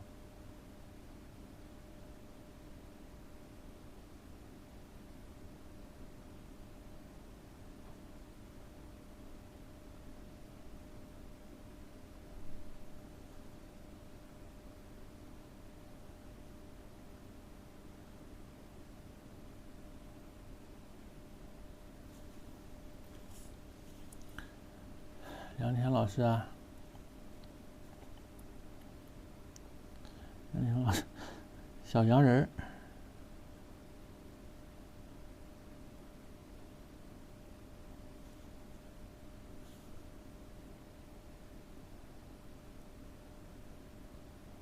对，今天就算1节课啊。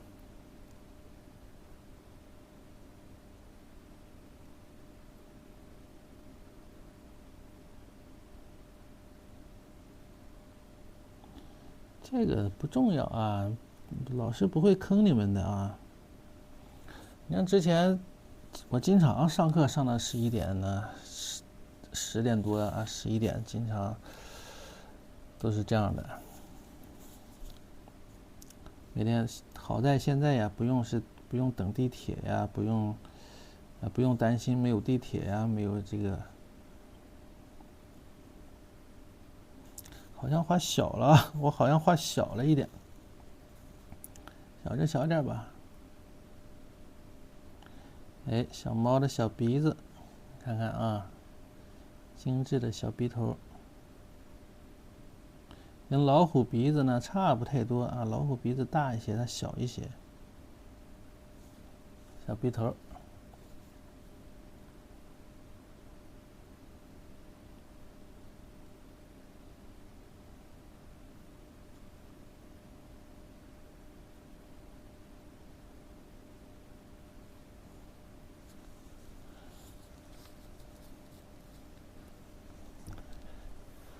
要睡觉的去睡觉啊，要睡觉的去睡觉。好，这个五官一画完啊，这就快了，这就很快了啊。直接，那我是画快一点呢，还是画慢一点呢？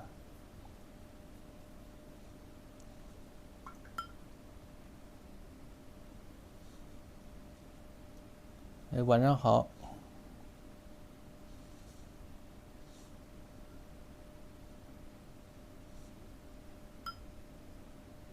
这幅作品我今天看见收藏了，在哪儿收藏的呀？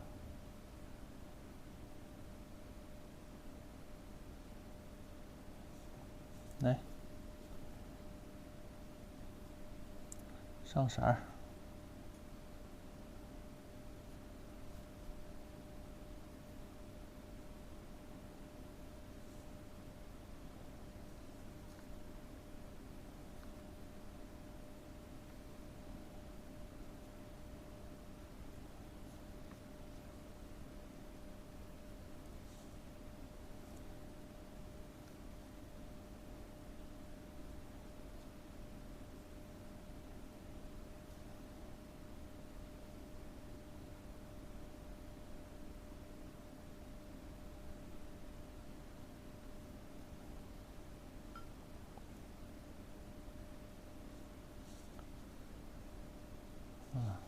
微信收藏对吧？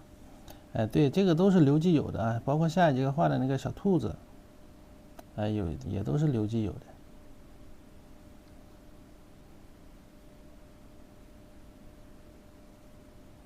那喜欢的话，来跟着学啊，跟着学。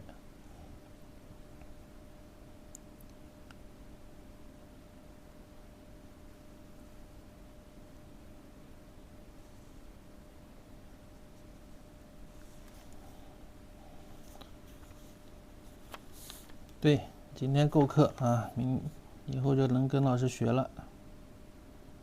可以看到回放。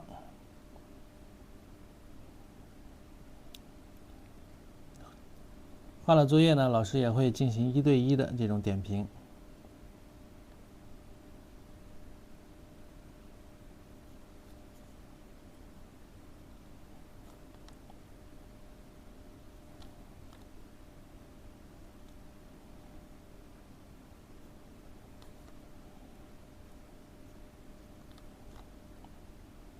同样，稍稍注意一下这个结构，对不对啊？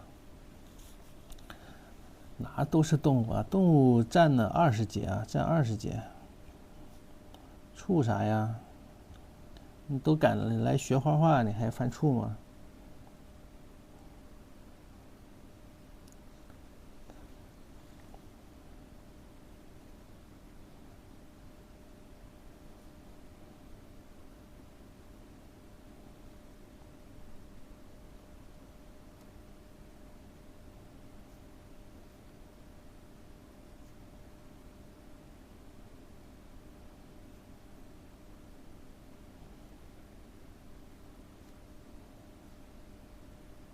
这个小猫啊，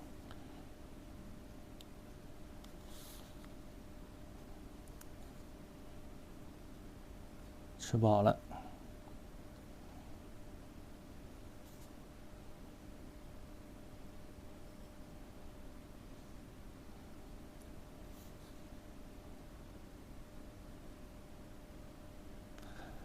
能不能安排上午来一节啊？晚上太卷了，是不是？永久课形式就在线看啊，在网站上看。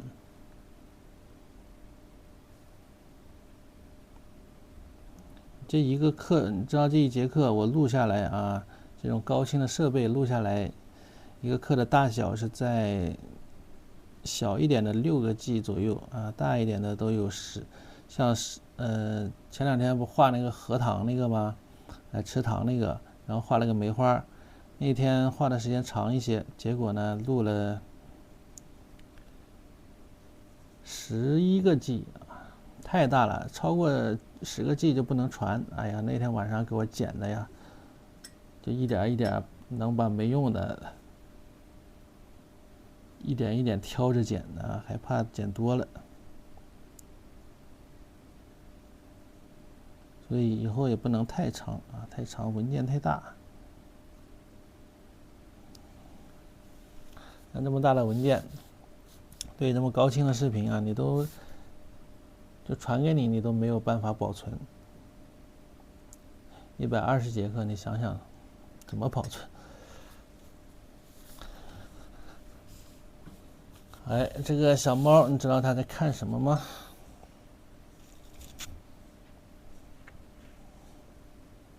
倒点墨汁啊。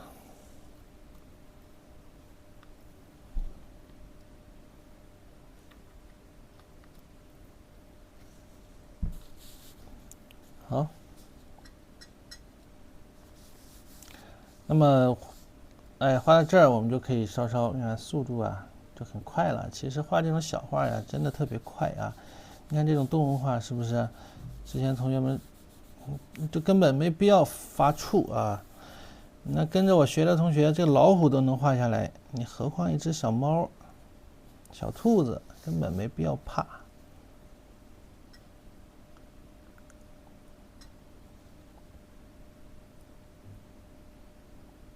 同样啊，用这个折墨。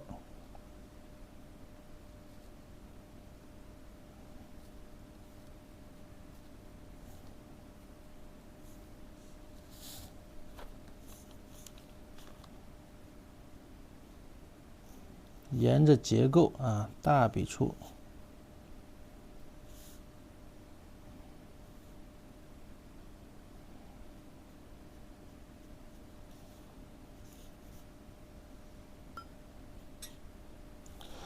今天是第7节啊，今天才第7节，早着呢。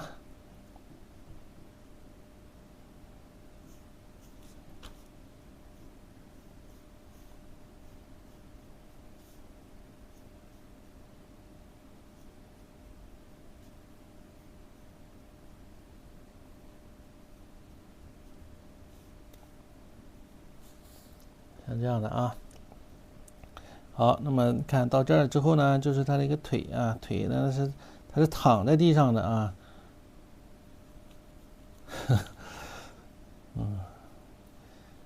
小花猫好像盼望，又想引导我说错话，是不是？今天晚上已经说了很多不能说的。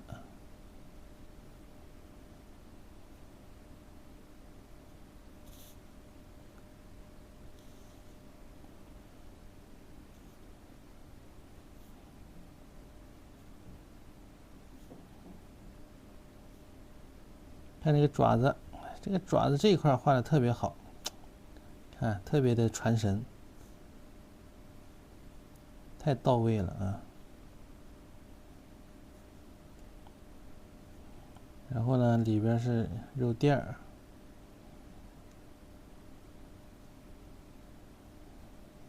小肉垫儿。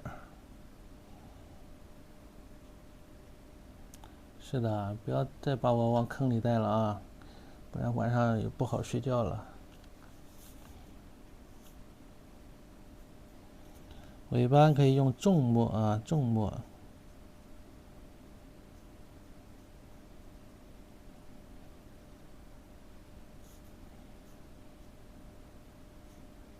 稍稍有一些遮挡。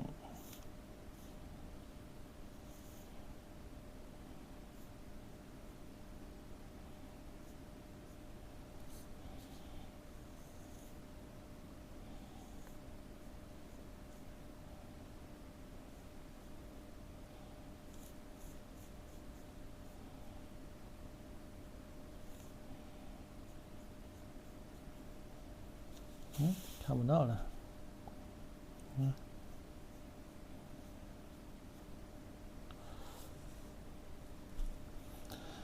点亮灯牌啊，点亮灯牌就能看到粉丝群。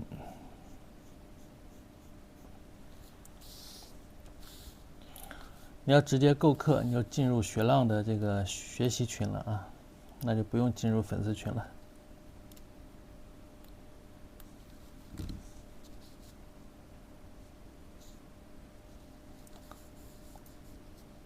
那么它是躺着的，你看到没有？哎，小可爱。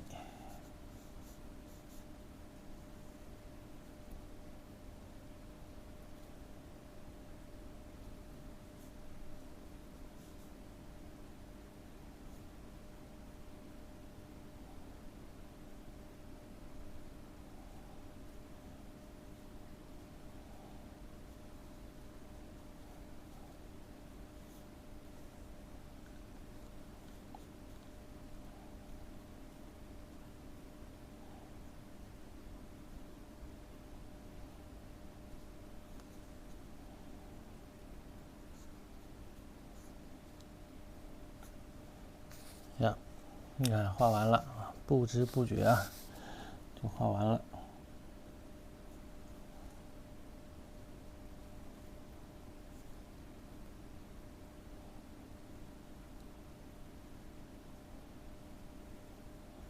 再画个小蝴蝶啊，对，猫抓蝴蝶啊。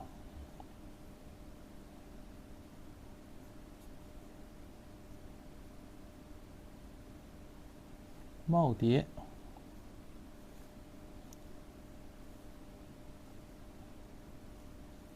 再一加重啊，有些地方啊需要加重一下。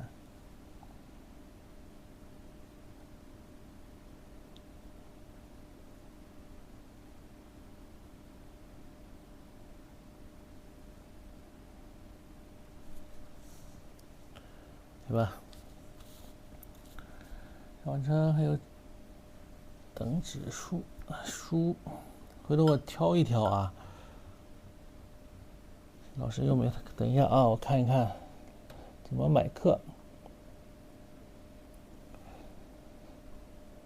怎么买课？现在就可以点击老师这个下方的这个小黄车啊，小黄车，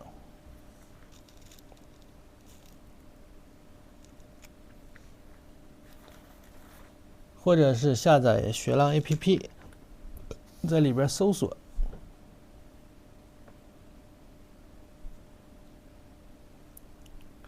你看，点进来之后，是吧？点这个小黄车，再点这个去抢购就可以了啊。第一个链接，国画第一期啊，120节永久高清直播回放课，明白了吗？书拿出来翻，啥书啊？我书，你说我那个小黄车里的书是吧？那我上哪找呢？我这一堆书啊，没想着这个问题。我是觉得有一个那个书挺好，那个潘天寿那个书挺好的啊，也不贵，多少钱呢？10来20块钱吧，讲构图的啊，非常受益。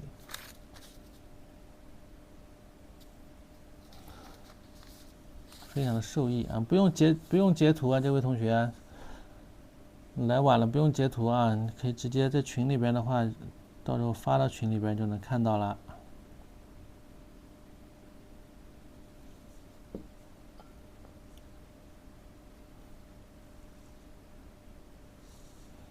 眼睛也是黄色。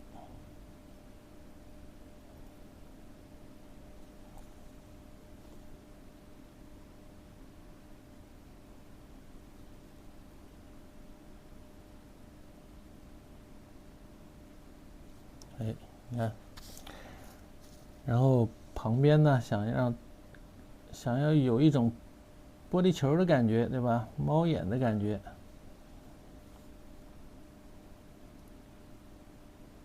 脚上加重一些啊。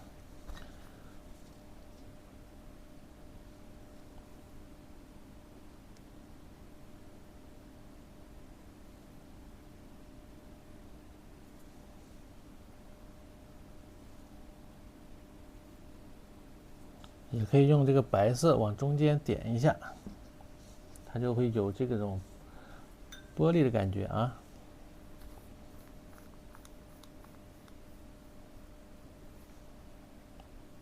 都买了，买了要看啊，买了要看。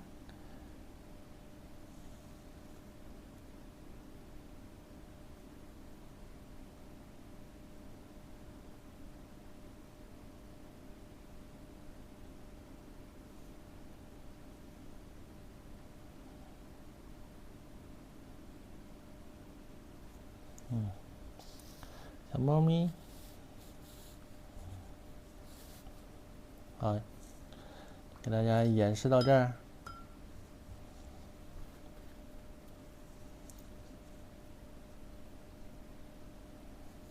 等一下，我把上一张拿过来，要截图啊，上一张不太好截啊，我把它平躺着啊，我把它收拾一下。要截图的同学稍等一下，我把它收拾一下啊。对，以前那个画了猴，还画过老虎，画过梅花鹿，还画过什么？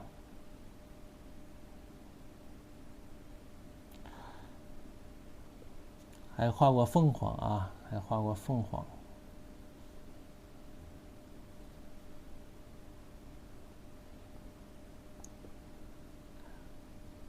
我还画过狮子啊，这个知道的同学不多。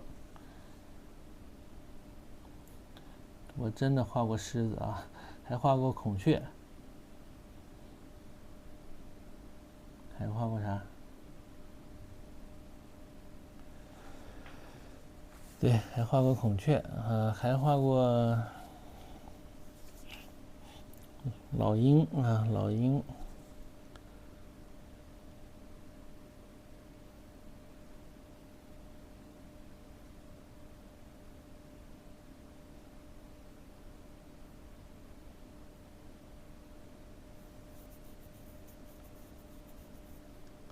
对，来的同学啊，想要看课的同学可以点击小黄车啊1号链接，里边呢有老师的这个课程。那么下一节课的课程啊，咱们画小白兔啊，画小白兔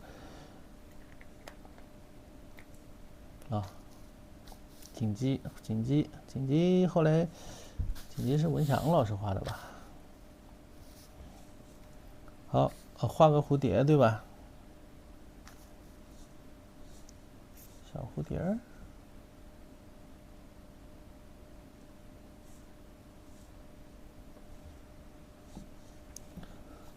放心买啊，放心拍，放心拍。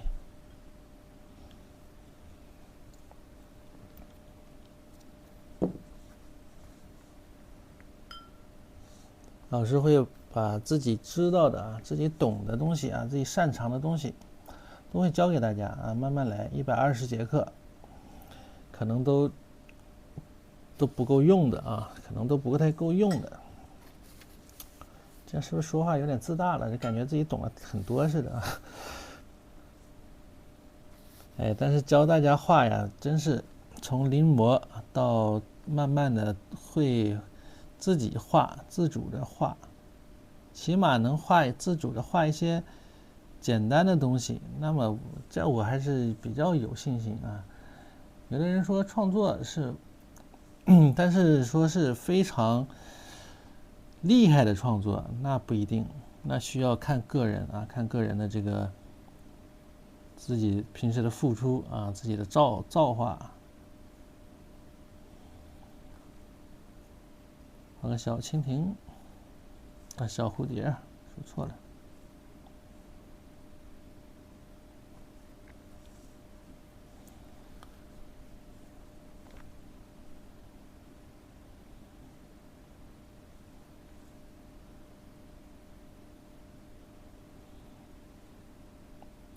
小蝴蝶。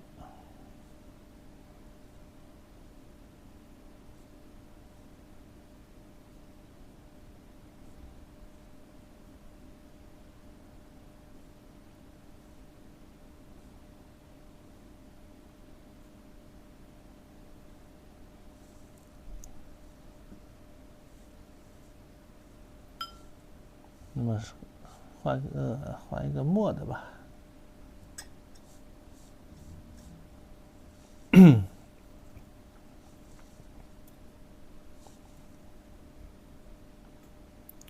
憨憨老师还好啊，有那么憨吗？不憨啊，憨怎么能当老师呢？来，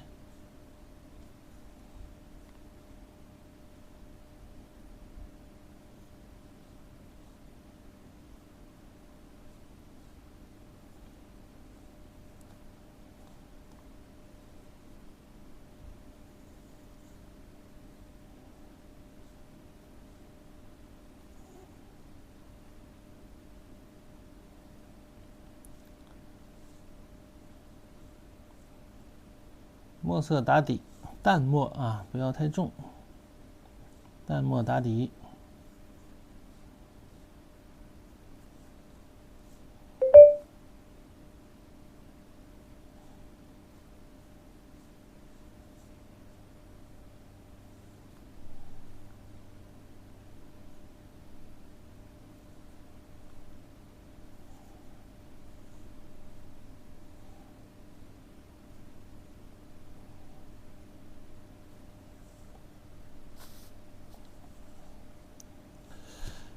然后可以加一点颜色，稍稍加点颜色吧。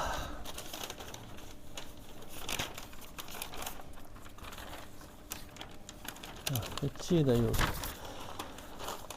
字儿啊。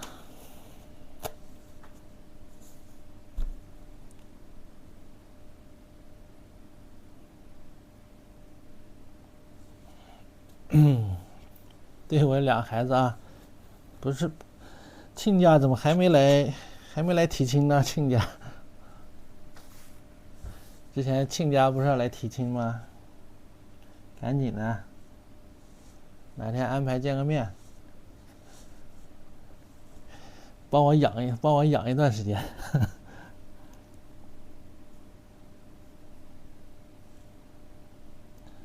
对不对？你先养着看看，看看好不好，对吧？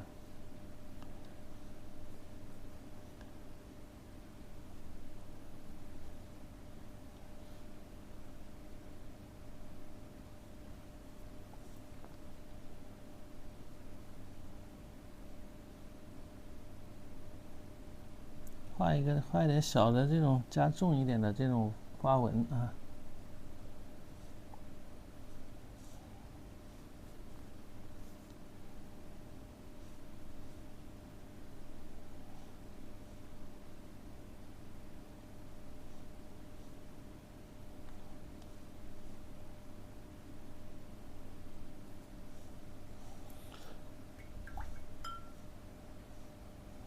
然后整点颜色，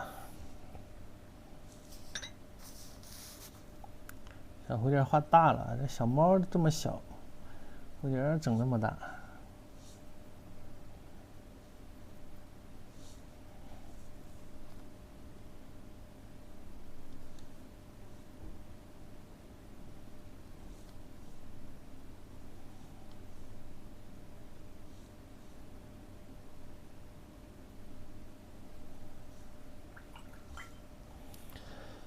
整点蓝，整点蓝。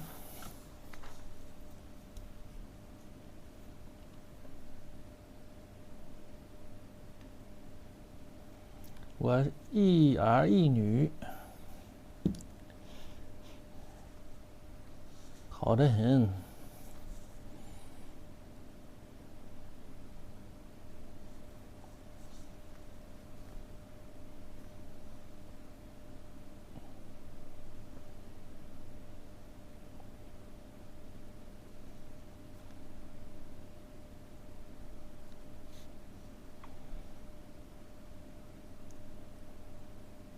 我是钛青蓝，钛青蓝里边呢，颜色太深了，我又加了一点太白进去啊，那这个颜色感觉好一些。简单的花蝴蝶啊，简单的小花蝴蝶。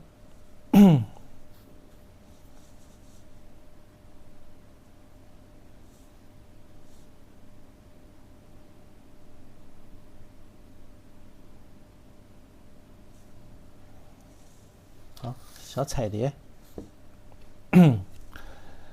小彩蝶，哎，什么？没看明白啊，就是蝴蝶有啥没看明白的？一边这是这边的翅膀，那是那边的翅膀啊，这稍稍有点透视嘛。这有什么没看明白？一大一小啊，这个稍稍画长了一点，再窄一点啊，再窄一点，再窄一点感觉好一些。像这样的，再窄一点是吧？哎呀，又阴了。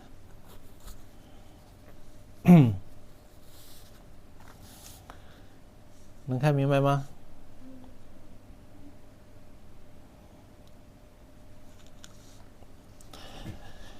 对，它这个原画，它这个上面还有一些小竹子，你可以画点小竹子也行。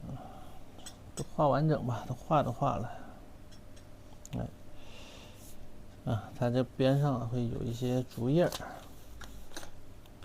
小的竹叶啊。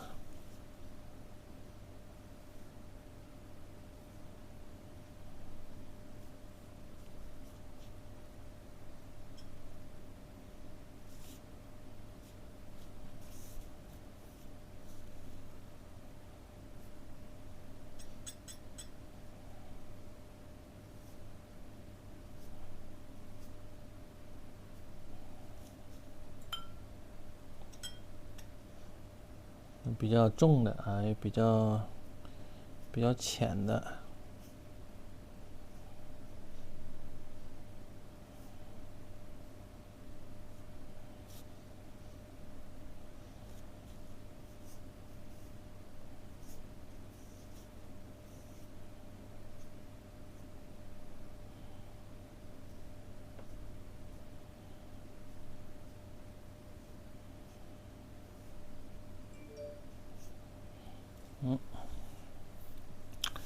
一点竹叶，对吧？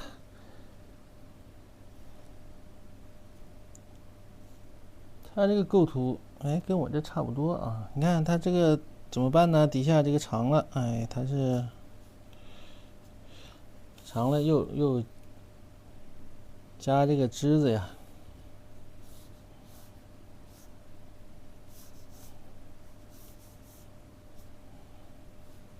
加这个枝子啊。呀，这个枝子不能这么加啊，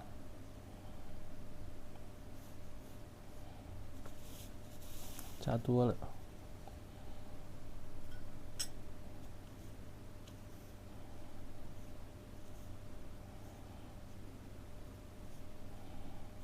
多了我就多画几片啊。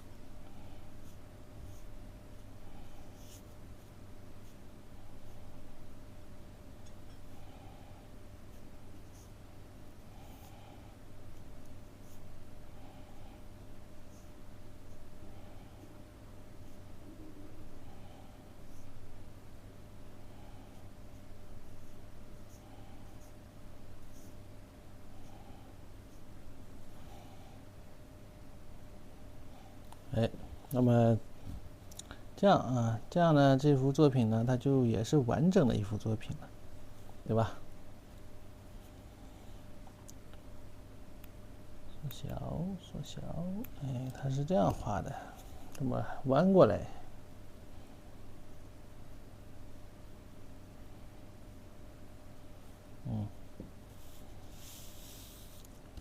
完整，比较完整啊。胡须啊，胡须，还有小嘴儿啊，小嘴儿。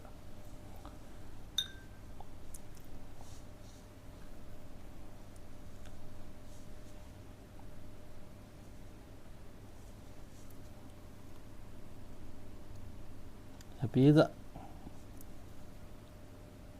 哎，小嘴这个旁边，这清淡淡的，你可以来一点粉粉的啊。哎呦，哎，这样的。他这胡须勾一下吧，勾了可能也看不见，对吧？它白的呀，都没法看得见呢。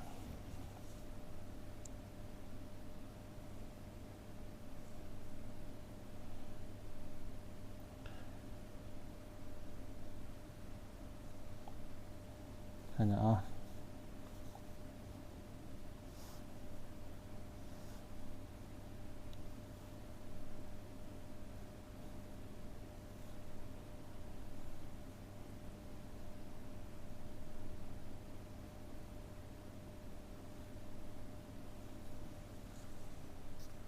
勾一点啊，勾一点就好一些。还有脚上的这个小肉垫，脚底呀，小肉垫得有，小肉垫的得有啊。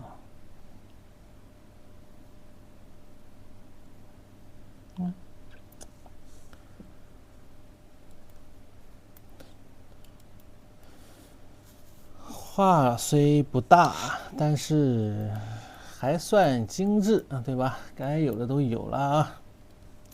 好，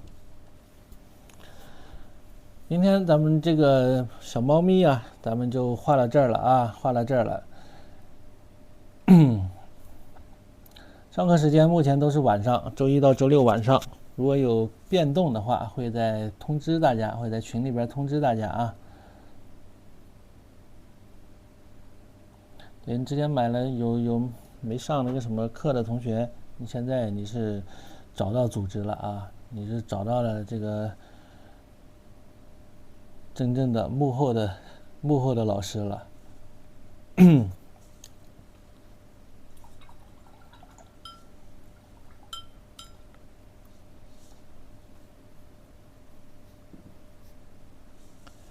好，那么想要跟老师学习的同学，赶紧毫不犹豫的购课吧。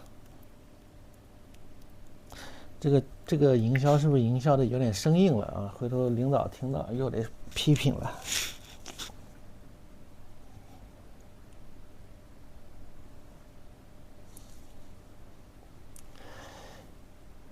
要营销的要怎么说来着？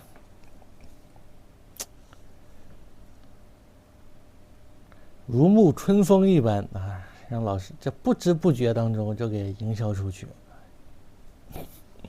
太难了啊，这个太难了，这比画画难多了。对对，不露痕迹啊，不露痕迹的营销出去。梁田老师啊，哎呀，梁田老师对，梁田老师行，梁田老师现在正受苦呢。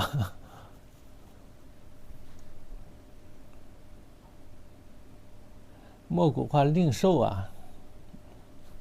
怎么了？墨古画，那我少安排一点也行啊，另售也行，都可以，都调整，随时调整啊。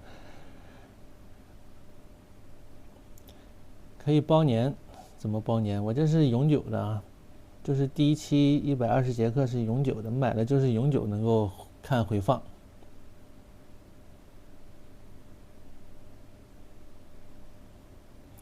工比墨古少点行啊，你如果大家不画那个，我就给它单放吧。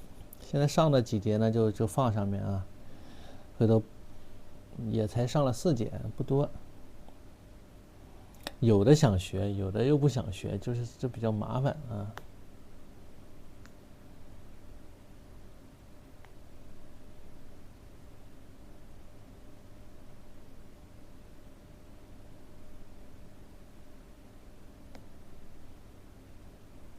行，单放也行，回头看看啊，回头看看怎么操作吧，没关系啊，多送你10-20节课也没事。说是120节，不一定只有120节，这都没关系啊。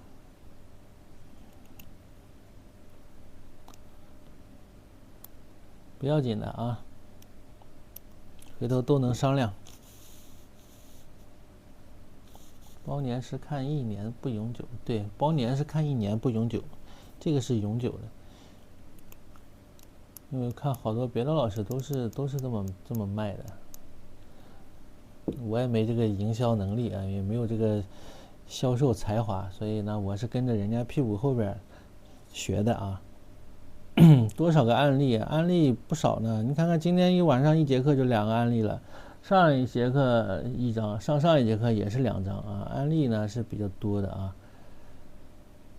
对呀，主要是能够学到真正的干货啊！画里边不光讲画，还得讲一些画画的知识啊，构图知识、创作、画画知识等等，这些都会有。